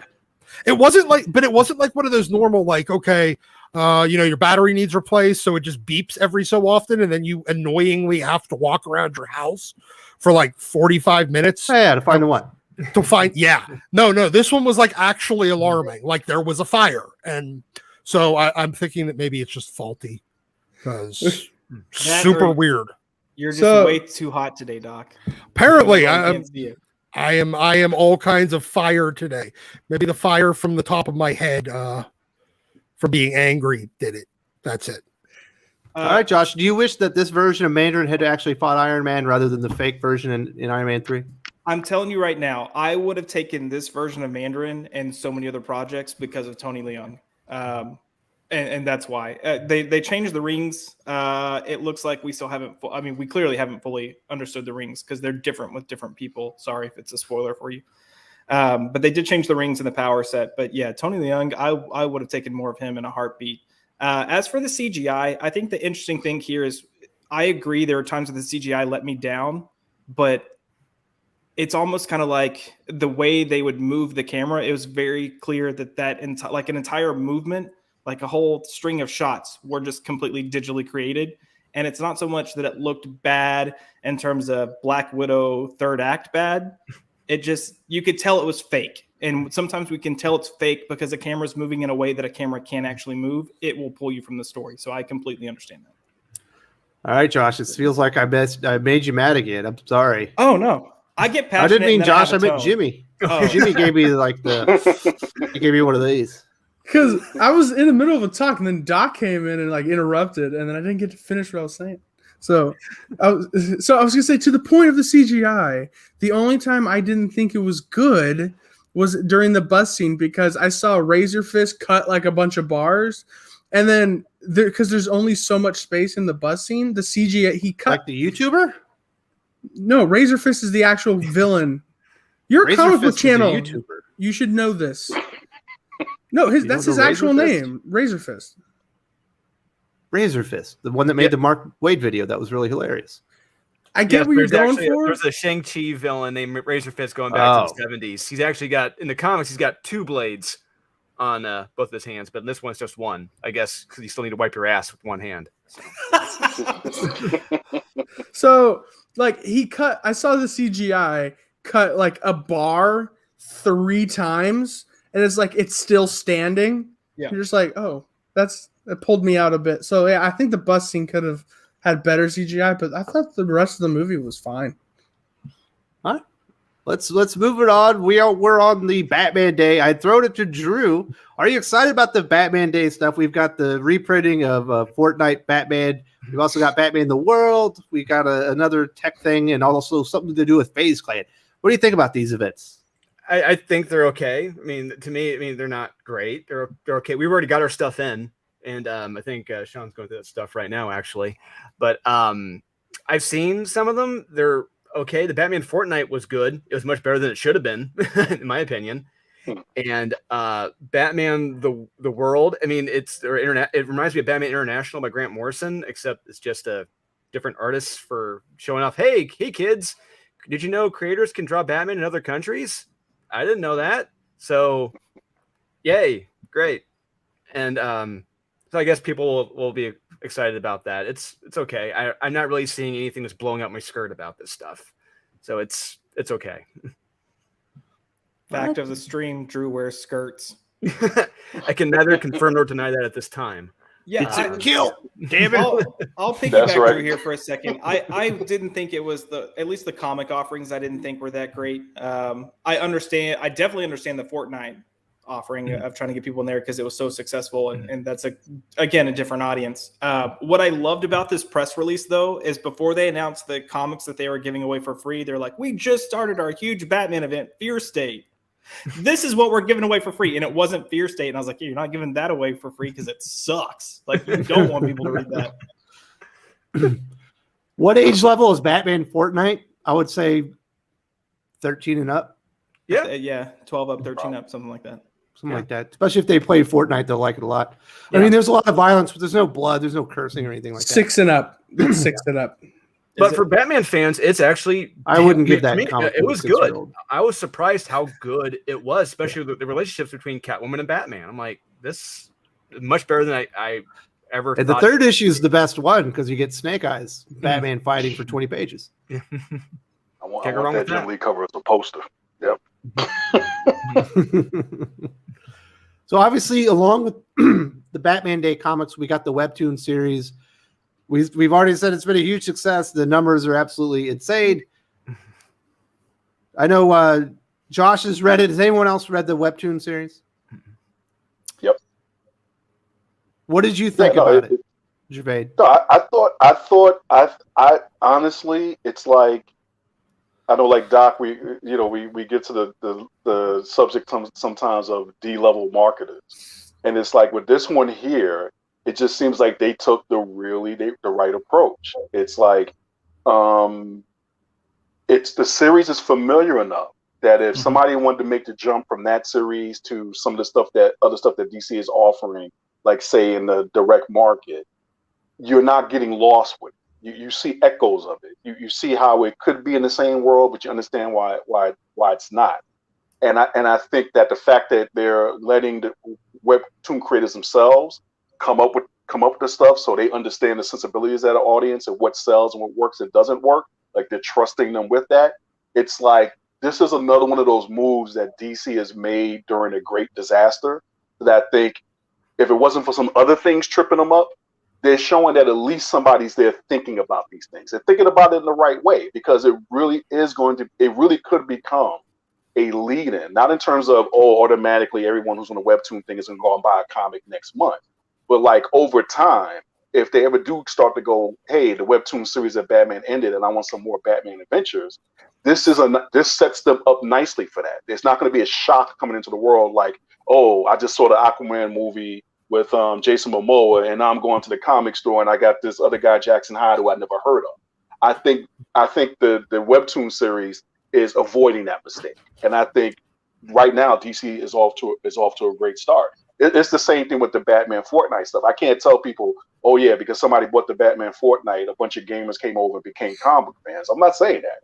But if the day comes, if they ever do decide to become one, these are good intros to it. So it's like, if this is them taking a long-term view at all in terms of building an audience, to me, the strategy is right. The strategy right. And in this case, the execution was great. Yep. Wes, I think you might be on mute. I am muted. We're going to take a second. We do have a super chat from Doc. Thank you for supporting the channel. Doc says, just a small donation for a moment of silence for the September 11th anniversary. So we'll take a moment of silence now. And thank you very much, Doc. And definitely thoughts and prayers to anyone that's having to deal with some traumatic memories from 20 years ago. I think a lot of people were affected by that. And obviously it's my grandpa died on 9/11. Oh, my condolences, sir. Absolutely. Yeah. 2014. Oh, I'm sorry to hear that, my friend. And obviously we lost a lot of people on that date. And yeah, definitely thoughts and prayers go out to everybody. And if you need any help, if you're having trouble, definitely go out there and talk to somebody. And don't keep these things bottled up because they can absolutely can run you over. Thank you very much, Doc. Yep. We've also got Kenneth. Sorry. I was just going to say, sorry to bring down the chat. Definitely need to acknowledge it. It's a part of history that we've all been dealing with for 20 years now. Kenneth Dowling says, I have to head out early. Always enjoy you guys. Be well. And rest in peace to those who were lost on 9/11 20 years ago. Thank you very much, Kenneth Dowling. Appreciate your supporting of the channel. I hope you have a wonderful day. And there should be like another 30 minutes left waiting for you if you want to come back and finish the channel or finish the show when we put it on replay. Thank you very much. And I don't know. What are your thoughts on this one, Drew? Obviously, you're more of a print guy. We have seen in the past that they have taken these web comics and they put them out in print format. Are you hoping that if it's successful, that maybe it'll end up in your comic shop one day? If they can end up in our comic book shop and they can sell, great. I'm all for that. If they can sell, that's perfect. Webtoons. I am not the guy to ask about Webtoons. Really, like I was just watching the '60s Superman cartoon and getting a kick out of that. I really don't think I'm the guy. I really don't think I'm in the market for this. Well, the good news is I I think hope it does well. Webtoons has 42 million active subscribers that view their material monthly. Wow. That is a big audience. If it can translate, if a fraction of that can translate to print sales, I'm all for that. We'll see what happens. Man. If they can go and discover some of these comic books that we all know and love. Does it feel like Batman Day is a big deal anymore, or has it ever been a big deal? I felt like it was always kind of forced. Yeah. Yep. I mean, it's not Free Comic Book Day. It's not Local Comic Shop Day, which is also kind of forced. Batman Day just seems like they just did it for doing it. Yeah. I never understood the real appeal behind it. I never understood, like, they've never figured out how they want to fucking market it. Yeah. Like they don't have a Batman special that comes out every Batman Day. They don't have like a digital, like free digital download of a classic Batman trade or one shot or anything like that. It's just hey, it's Batman Day. Okay, it should be like a free single copy reprints of the first issues of like Long Halloween, Batman Year One, Dark Knight Returns. That's all it takes. Really, just 100% agreed. Don't know where to jump in. Here, you got free one issues, single special for Batman Day. If you like it, great. If you don't, okay, we'll find something else you do like. Yep. Kramer says Doc is Bruce Wayne of Earth Grumpsville. They should absolutely have a DC multiverse that are just really grumpy dudes. Like, screw that. You can never win. Why would you even fight that guy? You're gonna lose. Yeah, I mean, screw it. I'm watching hockey. I feel like I mean, there's somebody in the comments says that everyone else markets Batman Day better than DC Comics. Honestly, the fucking Twitter markets it better to actually even remind people, because nobody else gives a shit. Nobody at the actual publisher seems to actually acknowledge that it even is. Like, it's like somebody invented Batman Day and then forgot. There you go. That is Earth Grumpsville Batman right there. Finally, I do want to ask you the final question here, Drew. We know that there was allocation aside with the Batman Day comics because there was not enough paper, supposedly. Mm-hmm. What was your allocation? Was it 50%? Was it higher? You know? Actually, let me get back with you. Let me ask Sean about that. I'll be right back. Hugh has a good idea on that. Give me 1 second. All right. Well, we'll move over to the Marvel topic, and you can clear that one up. Let's move on. The Batman Webtoon wasn't the only digital thing that debuted this week. We got this new Marvel Unlimited relaunch with all new functionality, a bunch of new features going on in there. But we also got a new line of Infinity comics, which are 7, I guess, new digital comics. They've got some limited animation. They got some sound effects on them. We got X-Men, Captain America, Shang-Chi, a bunch of characters like that. Oh, Drew, you got the answer? As far so for right now, as far as we know, we haven't been allocated anything. But Sean hasn't gotten the final numbers yet from Lunar. But when he does get them, he'll let me know. But as far as I know, right now we're good. It looks normal. Yeah. Okay, there you go. So with these new Marvel Unlimited features, we got these Infinity comics. Doc and I do review the X-Men Unlimited comic tomorrow on the This Week on X-Men. Jimmy, did you get to check out the new Marvel Unlimited? Did you get to read any of these Infinity comics? What are your thoughts on this? Oh, he's muted. He's muted. Shame. So I'm not going to be as enthusiastic now. So I gave it all my first one. So here, let me try it here. Let me just. No, but I've seen them. That's what I said. And I think they look kind of cool. I want to check out the X-Men one only because if it's bad, I'll be able to talk about it with Doc. And if it's good, I'll be able to talk about it with Wes. So I did like it more than Doc, shockingly. Yeah. It's just, is it that good? Okay, cool. It's just Declan Shalvey. Just sorry. The most boring artist in comics. Wow. All right, Doc, we know comic marketing is staffed by tumbleweeds or is staffed by monkeys.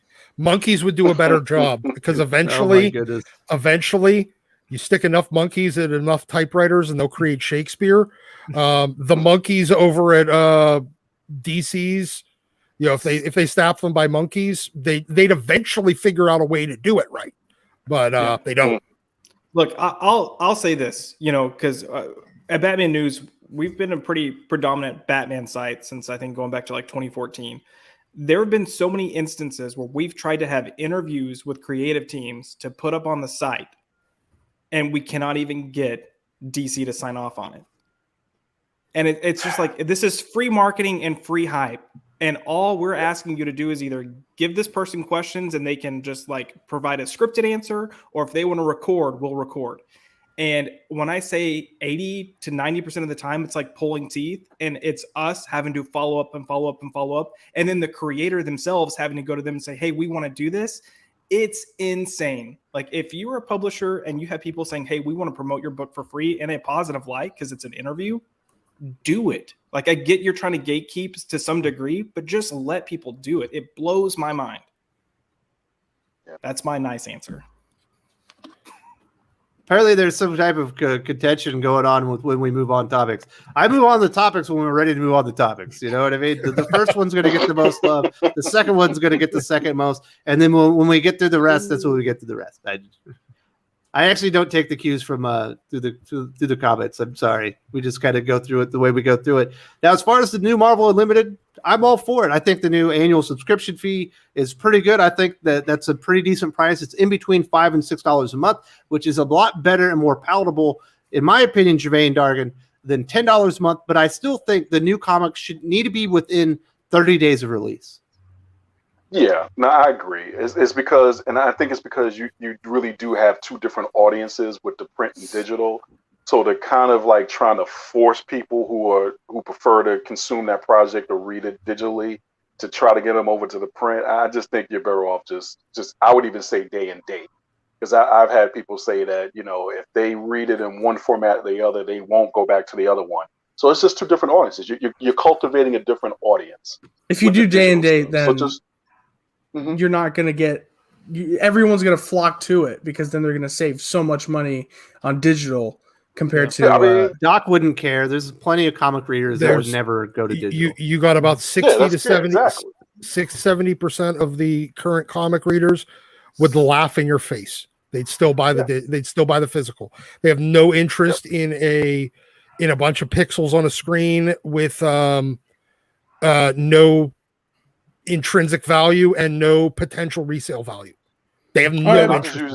All right, but like 60, you said 60% would still be there. That means 40% left. 40% of like the highest selling X-Men book, 80,000 copies sold, I'm guessing? They're down to like 30.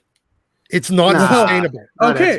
Okay, but still, listen, but still, 40% of 30,000 is still a lot leaving. It's but 60% would leave. So if you went 60%. Digital only, you lose 60 to 70% of your audience overnight. It would not be able to survive. Period. Comics would be dead overnight. I don't think he's talking about going digital only. I think he's talking about if you go in day and day, like comic shops are going to be screwed. Because but if you can pay what is Marvel Unlimited, $12.99 a month, $14.99 a month, if you can pay that a month. Month. So I'll finish. If you can pay that, read every single issue that gets released on the day it's released. No one's going to spend. I'm back. I think. Am I back? Crazy. Yes. Am I here? Can you see me? I need y'all to go freaking like burn up Suddenlink for their shitty internet. No, I think you have the choice of reading everything that gets released as it released for free. Or not for free, but for $14.99, they're going to pick that over spending money. And they might pick a book here and there. But your majority, they're going to be like, why am I going to pay for all this? Why am I going to pay $80-$90 a month buying all these books I want to read when I can read them the day they come out for $14.99? I'm so happy that someone understands what I say. I think that's go ahead, Doc. Yeah. No, I was going to say all the D-list titles, all the filler books, the ones that bloat out the lines would be unsustainable overnight. you would basically be back to only enough product to fill a spinner rack on a month. That would be between all of the big 3 publishers. You'd be all right. This isn't the debate. We've gone so far off topic books? again. Let's get to some of these super chats. We got Lane Kramer. Hey, a question for the X-Men line: is After December and Inferno a good jumping off point? Are we just getting a lot of new number ones and all new series kits? What do you think about that, Doc? Is After Inferno a good jumping off point? Yes. I don't give a shit what they've said about, well, Hickman's helped plan the line and the direction for the next couple of years. Motherfucker, they gave up on his direction 3 weeks into it the last time. And that's with him still in the room. You think they're going to keep with it this time when he's not even there? Hell no. They're going to be doing their own thing that has nothing to do with anything that Hickman set up, other than more bullshit culture crap that even Grant Morrison got bored with 3 issues into doing it when he tried it. He's much more creator. They gave up on Hickman like what, 7 issues into his X-Men run when Dan Slott came out saying that Franklin Richards wasn't a mutant anymore. And like he was just like, "Are you kidding me? I had so much things planned for him." And Damn, like, Slott is a bastard. You know what? I think I would agree now. So for reasons, but like when I can't even speak now. So the editors, when they didn't even check to see if that was okay, because Franklin Richards is a mutant, they kind of just like, "Oh, Jonathan Hickman, like shoo, goodbye." Yeah. All right. We got Per Erksons from I believe it's from Sweden. This is off topic. When did they stop using thought balloons in comics? I can't remember when that happened. I think it happened in like the 80s or the 90s, but everything is narration now, and it absolutely blows. Thought balloons were fantastic. They need to bring it back. No, what are your thoughts on that? It was late 90s. It was the 2000s. It was under Joe Quesada's rule that they eliminated 2 things from the narrative portion of comics. One was editor's notes, and 2 was thought balloons during Quesada's tenure. That's when it really happened, because up until then you had 4 ways of knowing really what was going on in any individual panel. You'd have the narrator's view, you'd have the thought balloons of things that haven't been said out loud, the actual dialogue, and the editor's notes. Then they cut it down to only 2 things, which was just the narration and the word balloons. That was it. Now everything's inner narration, which is essentially a thought balloon. Yeah. Mm-hmm. Yeah. But also, I just want to point out, I'm still right, because Joe Quesada started in the late 90s with his tenure in 98 with Marvel Knights. No, it was 98 actually, Doc, with Daredevil. Thank you. Okay. Jeez. We're gonna have a little Thunderdome action. Thank you very much for supporting the channel. I hope we answered that, but I'm with you, man. We need thought balloons back. You need to have a third-person narrator, thought balloons, dialogue. It adds so much more to the comic. And Doc forgot one way that they can portray information in the comic book: pictures. You know what's weird is also I don't think they got rid of the thought balloons with Daredevil, because I think he still uses his thought balloons. But they're not thought balloons. It's inner monologue. It's first-person narration. Is what they do now. Okay, it's true. No, I'm agreeing with you. So, okay. Federico De La Casa says comics on digital is okay for storing and check. Listen, comics on digital is absolutely necessary for someone like me that does not have a comic shop anywhere near them. It is a godsend, and I absolutely love it. But they do need to make a few changes. I'm glad Comixology upgraded some of their stuff. I'm glad Marvel Unlimited did as well. But digital is a part of the comic book landscape, and it's going to be part of the business moving forward. They just haven't incorporated it quite right yet. I don't think they have it right yet. Does anyone have any final thoughts on the new Marvel Unlimited before we move on to the final couple topics? Who deemed Jeff the Land Shark a breakout star? That's what I don't understand that. It was, the last time anybody gave a shit, the last time anybody even saw that fucking character was like 3 years ago. Suddenly he's getting, jeez. I read that. I'm like, whoa. Who said this? It is embellished. It was probably Kelly Dobbs. She wrote that one. Let's get into the next DC crisis. It's Wait. being teased in Infinite Frontier number 6. We see that they had to do a little stand down in the fight, and they've tucked away Barry Allen Flash from Justice League Incarnate. What did you think about this with Josh being the DC guy? Could you see the next crisis on the horizon? I mean, yeah, we've kind of seen this building because they wrote themselves in a corner forever ago. But I think Infinite Frontier leads into another like miniseries, right, Drew? And I'm trying to remember what it is. Justice League Incarnate. Yes. Yeah. Mm-hmm. Yeah. I mean, I think, I don't know, man. I'm so sick of starting and stopping. And I think knowing that this crisis is out there just from a reader in general, it makes you not want to invest in these stories because you just feel like half of what you're going to read isn't going to matter anyways. I thought there were some cool elements to Infinite Frontier. Like what they did with Darkseid was I didn't mind it. I thought it was interesting. I'm curious to see where they go with this other world. Like, they put Flash in kind of his own universe, which I think was fan service in some ways, but also it made me question, are we going to see this from other heroes or so I think a lot's up in the air, but I don't know. I just want to get to a status quo that can be a status quo for like 5 to 10 years. Nah, I'd settle with 5 to 10 minutes. Pretty much. What do you think about this, Gevian? Are we ready for another crisis? We essentially just had one with Dark Knights of Death Metal that changed the status quo of everything and introduced the Omniverse and the linear verse.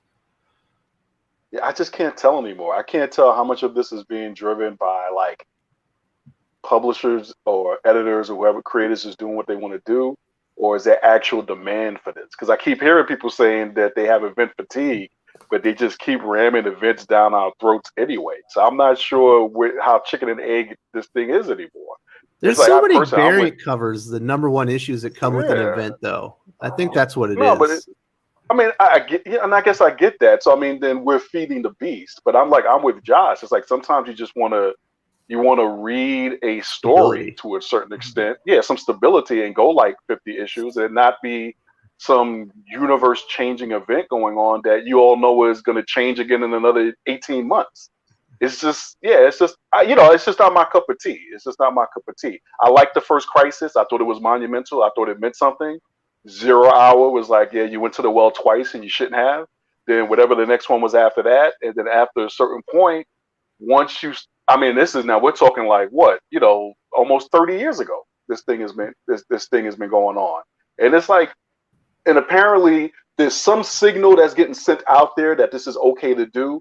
I just don't know where it's coming from at this point. But it's like for me personally, and I was going to say it's personally, I'm just not into the event stuff anymore. That's why I like reading stuff like, and I'm gonna cape for Power Rangers here. Well, yeah, they do the event stuff to a certain degree, but it just feels like, I can get like 12 to 18 issues where it's just like I'm just getting a story. It's not necessarily, it doesn't feel like it's building up to it, even though they may be starting to fall into that rhythm with the whole unlimited power thing. But like unlimited power just feels like sort of like here's a story arc thing as opposed to here's an event.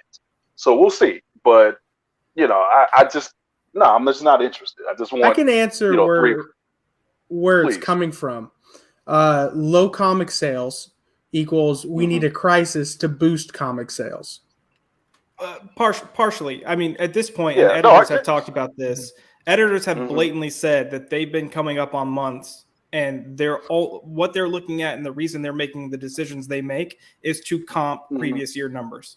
So they'll like be planning their month, planning their stories, and then realize, oh crap, we had an event this month last year. We've got to do another event to comp this. And that's both in just like overall sales numbers, but also like one shots and whatever. Like you get those number ones in there, they boost sales. But yeah, so it's kind of twofold. I think narratively events, I'm not opposed to events, but when we first started having quote unquote events, you would have your event and then you would actually live with the fallout for a little while and you would deal with the consequences.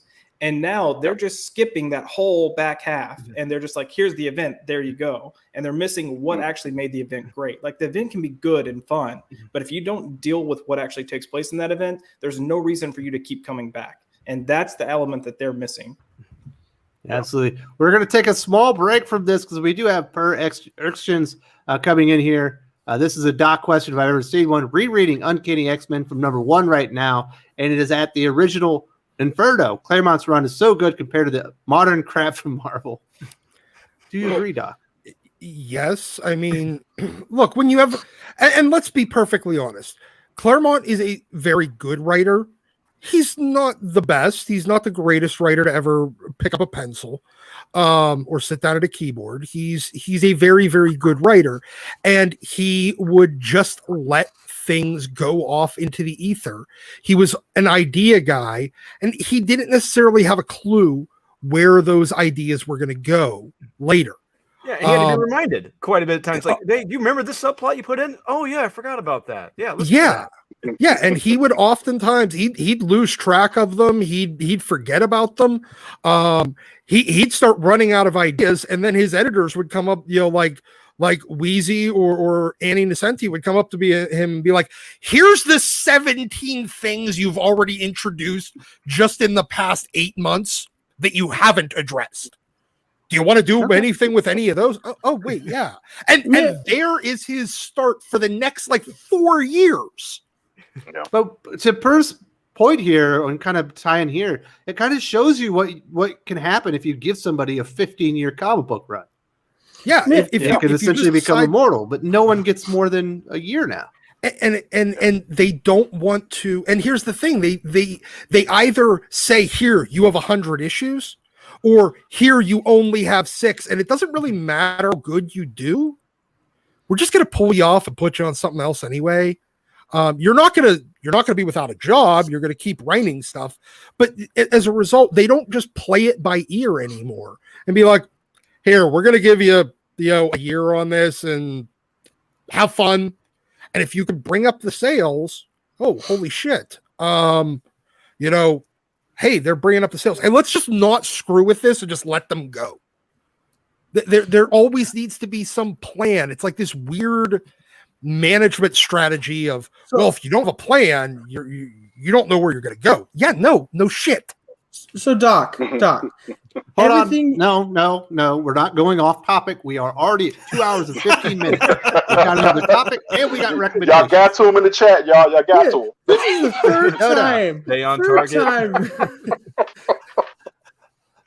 Okay, Jimmy. What the heck, man? So, go ahead, Jimmy. Okay, I was just gonna say everything you said about Chris Claremont. It's okay when he does it, but when Bendis does it, he's called a hack. So he sounds the exact same to me. And plus, what has Claremont done that is so prolific other than X-Men? Fantastic Four, actually, but never even knew he was on that book. Yeah, he was in it. He was on it in the 2000s. But no, see, here's the thing. This is what I'm talking about. We can't do this. We literally have to get back on topic. That's why I said no, Jimmy, because I knew that you were going to take us further down the road.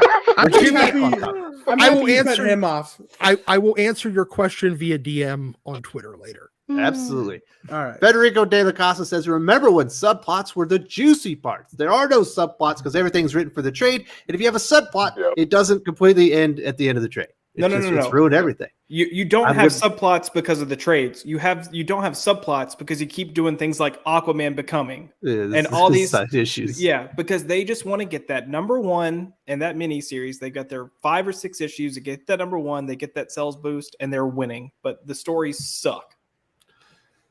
King KDI, who appears to be enemy number one of Jimmy. I've seen the two of you appear to have a combative relationship right now. He says, if DC wraps up the next 5G crisis with Alex Ross painted art similar to Kingdom Come, would people really mind at the end?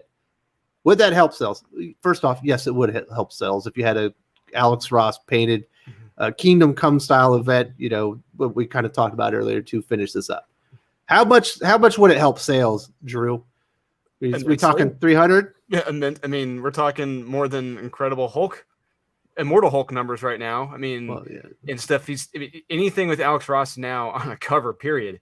It's going to be. I think he's talking about interiors. Oh, Jesus! I mean, I can't begin to imagine how much the sales would go up if he was doing the interior. If it's Kingdom Come style, we're talking solid 6 feet, solid 100,000 for each copy. I think not just the first, second, third. if he's still doing it. Just look at what he did with Captain America. He was only on the cover, and he was making that book sell, even though the book was dog trash.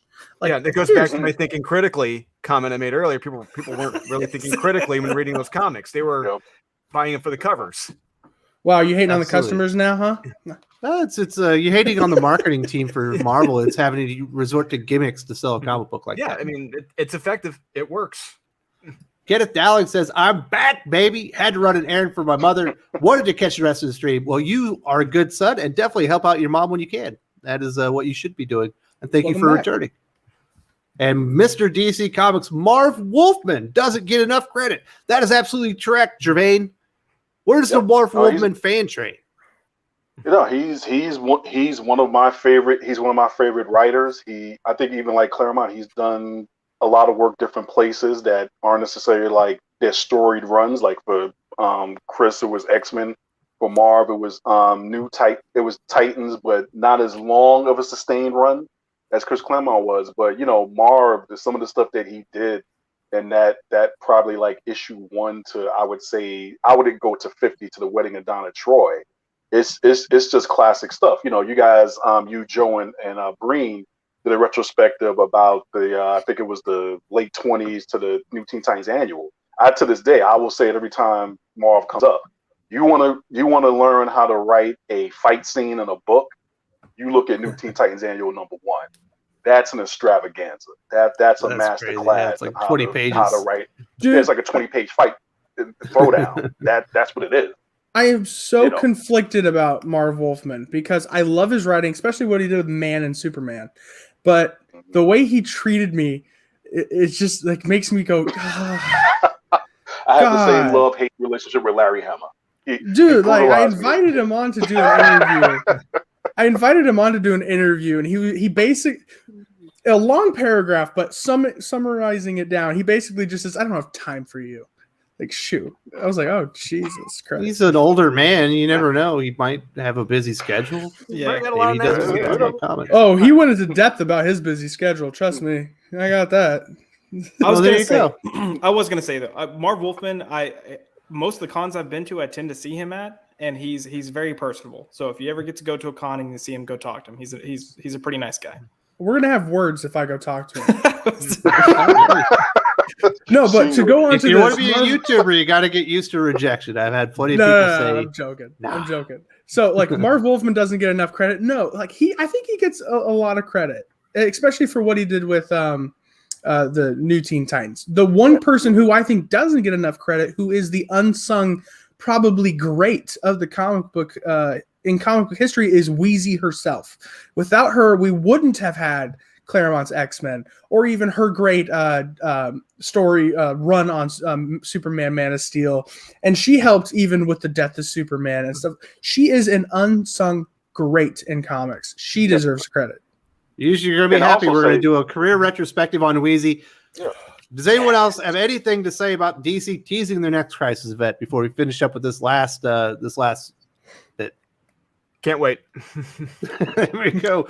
Mirage Studios officially closed. Now, they did sell TMNT off to Nickelodeon, Viacom, I think in 2009, but they had basically been continued on selling merchandise and stuff like this, but Mirage is finally closed. Obviously, that is where the TMNT, the Teenage Mutant Ninja Turtles, started with Peter Laird and, oh my goodness, Kevin Eastman. Certainly a storied history about that. Doc, I know you only like the big two. Did you ever read TMNT? I read a couple of issues right at the end of like the Mirage era, and I also read some of whatever they brought it back at Image in the mid 90s. I tried it out there, but I was never a huge fan. My initial exposure to Turtles was with the original cartoon as well. So the deviation, like, it just felt so separate that I was never really able to get big into the comics. There you go. What do you think about Mirage Studios finally closing down, Drew? To me, it's a sad day. I mean, when I read the statement, I'm like, wow, this is the end of, where pretty much, I don't want to say where indies began, but where like the big indie boom began. Yep. And just, But hey, they're in the capable hands of Nickelodeon and IDW. Yay! Yay! Hey, so, Am I the? Oh, sorry. I was just gonna say, if you want these comics, these collections, I know Ernie, who works with us at Comics Elite, he's got them. He can buy them. He's got them in the store. Watch our Facebook live sales. I highly encourage you to seek these out. These are some damn good indie books. All right, so I do want to cover a couple of super chats before we get back to Jimmy. I'm sorry, you try to cut it every time there's a super chat. I don't know why you do. Federico De La Costa says, "Never meet your heroes. Imagine meeting Bert." So there you go, Jimmy. What were you thinking? Reaching out to Barb Wolfman. We also have Kenneth Dowling. This is very interesting. He says, "I don't think Denny O'Neil gets enough credit. People give flowers to Frank Miller for Dark Knight Returns Year One for making Batman great, but it was O'Neil who made Batman great in the 70s. Well, you are in luck, Kenneth Dowling. Tomorrow, we've already recorded a comic career retrospective on Denny O'Neil with Eric Breed and with Joe Corallo, who is in the comment section. If you are not supporting his Beckstar series, you are out of your mind. You need to go to get to your comic shop and get you some Beckstar. So look out for that video tomorrow." So real quick, Wes, quick question about this. So how do we know when someone doesn't get enough credit? That's my question about this. Because as far as I knew, I thought Denny did get a lot of credit. But I'm like, what is the bar for when someone doesn't get enough credit? When I decided that they don't get enough credit is basically when we decided to tackle that issue here on the channel. I would venture to say too, like as far as Batman goes, with if you ask people who shaped Batman and why he is the character he is, people are going to give Frank Miller credit, and I understand that. But you wouldn't have had Frank Miller's version if Denny O'Neil hadn't come in the 70s and started introducing darker elements again. He was also the group editor for Batman for essentially when his character was completely redefined. Is no one going to talk about John Stewart Green Lantern? Am I going to be the one to have to bring that up? That has nothing to do with Batman, but sure. No, I'm saying he created the first African American superhero in DC Comics. What do you mean doesn't get enough credit? The guy created one of the most significant things in DC history in the history of DC Comics. It's not an issue of whether or not he deserves credit. It's a question worth the credit. It's a question of does he get the credit that he deserves. Everyone knows his name though. Yeah, yes, but did you realize that the reason that you have all these the social issues that are in comic books, Denny O'Neil was essentially the man that brought things like that to the forefront with Green Lantern and Green Arrow. A lot of people think that it came from a variety of other sources, but he's really the guy that made it popular. Yeah, well, you still know. Does not get enough credit. Can I just say one thing about Denny O'Neil? Because I always love to push this one storyline, and I think Josh will appreciate this. The true mark of what Denny could do with Batman was the Venom storyline, because he wrote Batman as a drug addict and didn't ruin the character in the process. Yep. I did appreciate that. Thank you. Yeah. Joe Corallo says Fantastic Comics does not get enough credit. No, they do not. They absolutely do not. If you don't like Yul Carter, I don't know what to tell you. Go to Fantastic Comics YouTube. Yul Carter is a great guy. Hopefully he'll be on the channel back real soon. Also, they have an online e-store if you want to buy some comic books. Good point, Joe. Anybody else have any final thoughts on the TMNT Mirage Studios? Obviously, it's closing down. TMNT is with Nickelodeon. Oh, I'll have to just real quick. Yeah, if you get a chance, watch this documentary, Turtle Power. Really good documentary about how Mirage came up, and like Drew said, it's really the end of an era. It's like, for me, they were an inspiration, very beloved. They were one of the guys that come out of the black and white era, which Cerebus was the only other one to really survive that time. But it's like they've just made, I would say, I think it was Jerry Robinson said that, you only create a character like Superman and Batman is like once in a lifetime. I think you could reasonably apply that to the Turtles as well, in terms of just their impact, in terms of both comics and just mainstream media. They're definitely, will I say they're in the Mount Rushmore? No, but they're definitely contenders. So I when I first read this, I thought they closed down a long time ago. They've been, a lot of people did. They haven't really been publishing, but they have been still licensing their product out and their trademark. And they're no longer doing that. I think that's what it comes down to.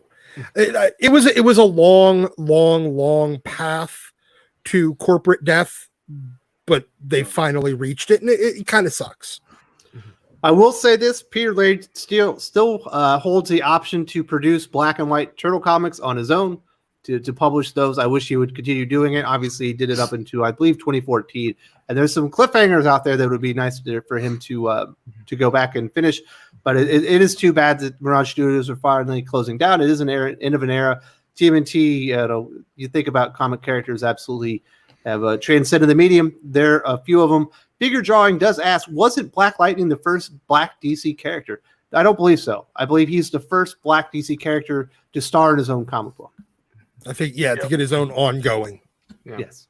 John Stewart was a Green Lantern character. Get It Dalek says, yay to Retrospective West. We'll definitely be watching that video on O'Neill tomorrow. Absolutely be looking out for that one. That should be a lot of fun. And I think we're done. We got King KDI. Is he going to please talk some smack about Jimmy? He needs it. Off topic. When is the wrestling show starting? I've got it. So I've got Jerome, who's Doom Mega in the comment section. I got Yule on board. We've just got to get the final machinations, but hopefully within the next couple weeks. But I know Yule is really, really busy right now. So hopefully very soon. Definitely want to do the wrestling show. That's going to be a lot of fun. Thank you very much, King KDI. I thought you were going to talk some smack on Jimmy. Oh, my goodness. How do you talk smack about me? I'm too nice and cool. Well, you got a point there. Let's get into comic book recommendations. Jimmy, Mr. Nice, Mr. Cool, the Earl of Funk. What are you recommending this week? That was amazing. I am recommending 2 books. And first one's Oblivion Song because that is fantastic. But the second one doesn't get talked about enough because probably no one cares about it, but I do. This book is written by Jody Houser, and she wrote it, and she convinced me of 2 things. 1, that Doctor Who could be a good comic, and 2, that Jody Houser is a good writer. So this one is Doctor Who Missy. It's a mini-series. Check it out. Please do. It is actually really fantastic if you like Doctor Who. There you go. Thank you very much. Should people be looking out for anything on the Comic Quirks with Jimmy YouTube channel? You got anything coming up? Big interviews? Yes, I got here soon. I should be doing an interview with Doug Ernst, and I'll be. He's going to be living in Montana soon, and that's right next to where I live in Idaho. So I think we're going to try to meet up and do some sort of live stream / vlog. Well, I could tell you, Doug is exactly who he appears to be on YouTube. He's a super nice guy and very authentic. Congratulations. I hope you guys have a good time. That'll be fun. I bet Jimmy also recommends not talking to Dan Slott. Well, he also recommends don't cross Dan Slott. He will fix your Twitter timeline. Also up, what else we got here? We got Gevian Daragan, Animated Concepts. What's a good word? What are you recommending this week, Gevian? Well, definitely Mighty Morphin 11. Still a huge fan of that series. Also, Justice League Infinity 3. I'm enjoying that one as well. And every Wednesday, pop on over to social media pages for Animated Concepts at Animated Concepts on Facebook and at Animated Con. I'll be sharing what I'm picking up for the week on Wednesdays. But those are my 2 big ones. There's Mighty Morphin 11 and Justice League Infinity 3. Enjoy both of those. Anything big coming out of Animated Concepts that people should be knowing about? Any big news on the Gevian front? We'll be dropping some stuff soon, starting next month. We're talking to a lot of people, so we'll definitely start making some announcements then. But we're looking to ramp up production and get things started next month. So yeah, keep an eye out. Oh, Animated Concepts is about to ramp up production. We've also got Josh McDonald from Popeye Culture. Are you still there, Josh? I see that your picture's gone. We'll get back to Josh. Hopefully he comes back. Wait, he said his internet's lagging. All right, we'll see if we can get his recommendations by the end. Drew from Comics Elite. What are you guys recommending this week? I've got a few here I'm going to recommend. First one, I think Jerry Duggan had his come to Jesus moment because Savage Avengers, this latest issue this past week, holy crap, this was damn good. I cannot begin to tell you how good it was. And Suicide Squad, the annual and number 7 this week, both really good. This one had ambush bug in it. This was a lot of Oh fun. yes, I love Ambush Bug. It's like a funny version of Deadpool. So yeah, and the Suicide Squad has just been fantastic by DC Comics. I loved it. And, Are you saying Deadpool's not funny? Yes. That was the implication. And, Swamp Thing by Ram V. Swamp Thing by Ram V has been amazing, and to me, this was my pick of the week. I know Swamp Thing's not for everyone, but holy crap, to me, I got this bored is of the it. title by DC right now. Really? All right, You Drew. think it's best? I say it's Robin, but Drew, what's going on at Comics Elite? You guys got any appearances coming up? You got any special covers people should keep in mind? What's going on? Sean is finalizing some deals on some covers right now. I think we'll be posting this week. Stay tuned on that. But we will be at Dallas Fan Expo in full power, and we will be at New York Comic Con, and we'll be here at Indiana Comic Con, then C2E2. But the next two we're going to be at Dallas and New York. So yeah, should be a lot of Beautiful. Definitely be looking out for those guys. Those are some big markets. And for me or death, I recommend Nice House on the Lake and Swamp Thing. Then if you're not reading the manga Berserker, I think it's Berserker. Is it Berserk? Then you Berserk. need to get your head examined. What'd you say, Doc? I think it was just Berserk. Oh, there you go. Absolutely. Thank you very much for supporting the channel. If for me or death. He didn't even say anything bad about me this week. It means I must have done a good job. If for me or death is one of the guys that he's very frank with his feedback toward me. Let's put it that way. You know what I'm saying? Nice to bust the nuggets. You know what I'm saying, Doc. Yeah. And he's actually recommending Beckstar as well. Doc, what are you recommending this week? Anything good? What's hot? Well, I will always recommend Beckstar every week. Buy it again. I don't care if you've already bought it. Buy it again and again and again. Assuming you can find it, because it's always sold out. Mail an issue to Joe Crawl. He'll sign it and send it back as long as you have a self-addressed stamped envelope.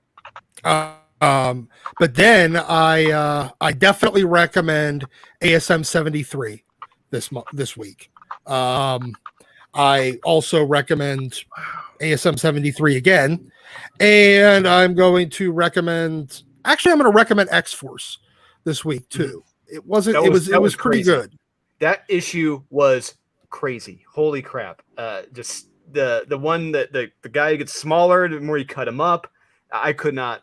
Yeah, I was like, what is going on here? The Russian nesting dolls. Yes. It was there was parts of it that I just like wanted to like punch my comic book, but other parts I'm like, oh, this is really fun. Yeah. So I will recommend it, and I will recommend that's it. Yeah, that's everything. We got Kenneth Dalek says, glad I made it back. Enjoy the weekend, fellows. Here's a comic book. Forget comics of today. Read everything by Danny O'Neill, kids. It will broaden your mind. There you go. That's absolutely correct. Now, Josh is not going to be able to make it back. He says he got kicked out. I'm not sure what happened. And he said he was going to recommend a book from last week from AWA Studios called Telepath. I believe that's J. Michael Straczynski. He's also said he's reading a lot of Venom and Carnage books at the moment. So those are his recommendations. And definitely be looking out for Pop by Culture and any of his reviews at BatmanNews.com. Federico de la Casa. Just watch Demon Slayer and understand why the hype, and found more heroic morality and moving moments that belong to superheroes and now missing. Anyone else watching Demon Slayer? Is that... I just have no interest in manga or anime. Me too, man. Like Same. I'm on the same thing. Yeah, I can't get into it. Federico de la Casa, I'm surrounded by uncultured swine. Maybe you are. I will take Federico. Like I said, I'm still watching the 60s Superman cartoon right now, right? So, yeah, what does that say? No, that's really good cartoon. Wrong with that cartoon. No. That's a good one. So, thank you very much, Federico de la Casa. Expand your horizons. Go watch Demon Slayer. See if that might be the flavor for you. As for me, you guys pretty much said anything that I would have recommended. Let's see if I can find anything. Eve from Boom Studios was really good as a miniseries, but issue 5 was not a very good ending. But you might want to go check out the whole story just to check it out. Everything leading up to it was really good. I just thought the end of it wasn't all that great. Canto 3, The Lionhearted, is still going out with my friends David Bucher and Drew Zucker. Very good guys. It's a well-illustrated comic book. If you like, like Wizard of Oz meets Dante's Inferno might be the comic book for you. Really enjoyed that one. Go check that out. It's also supposed to be an animated series coming up as well. I want to say thank you very much to everybody for joining us today. Thank you for supporting the channel. Thank you for thumbs upping the video. Thanks for sharing it if you did. And thank you for engaging in the comment section. We had a lot of fun. Jimmy, I do want to apologize. You had bad timing today. Yeah, terrible time. I'm sorry, Jimmy. We don't got the time for. I'm kidding, Jimmy. I'm just playing with you. You know, I get invited onto this channel and I get harassed. Is what it is. Yeah, creators are never doing that to you. It's only here. Jeez. Yeah. Yeah, whatever. Jeez. I'm sorry, Jimmy. It's CQ Jimmy. It's not CG Jimmy. I guess they got a little confused on that one. So thank you very much, everybody. It's all about Poe. Enjoy your weekend. If you're having any an emotional reaction to the 20th anniversary of 9/11, go out there and talk to somebody. Don't bottle it up, because that's a pathway to the dark side, right? Only bad stuff's going to happen that way. And wash your ass. Motherfucker, you stole my line! Whoa, hey, that's the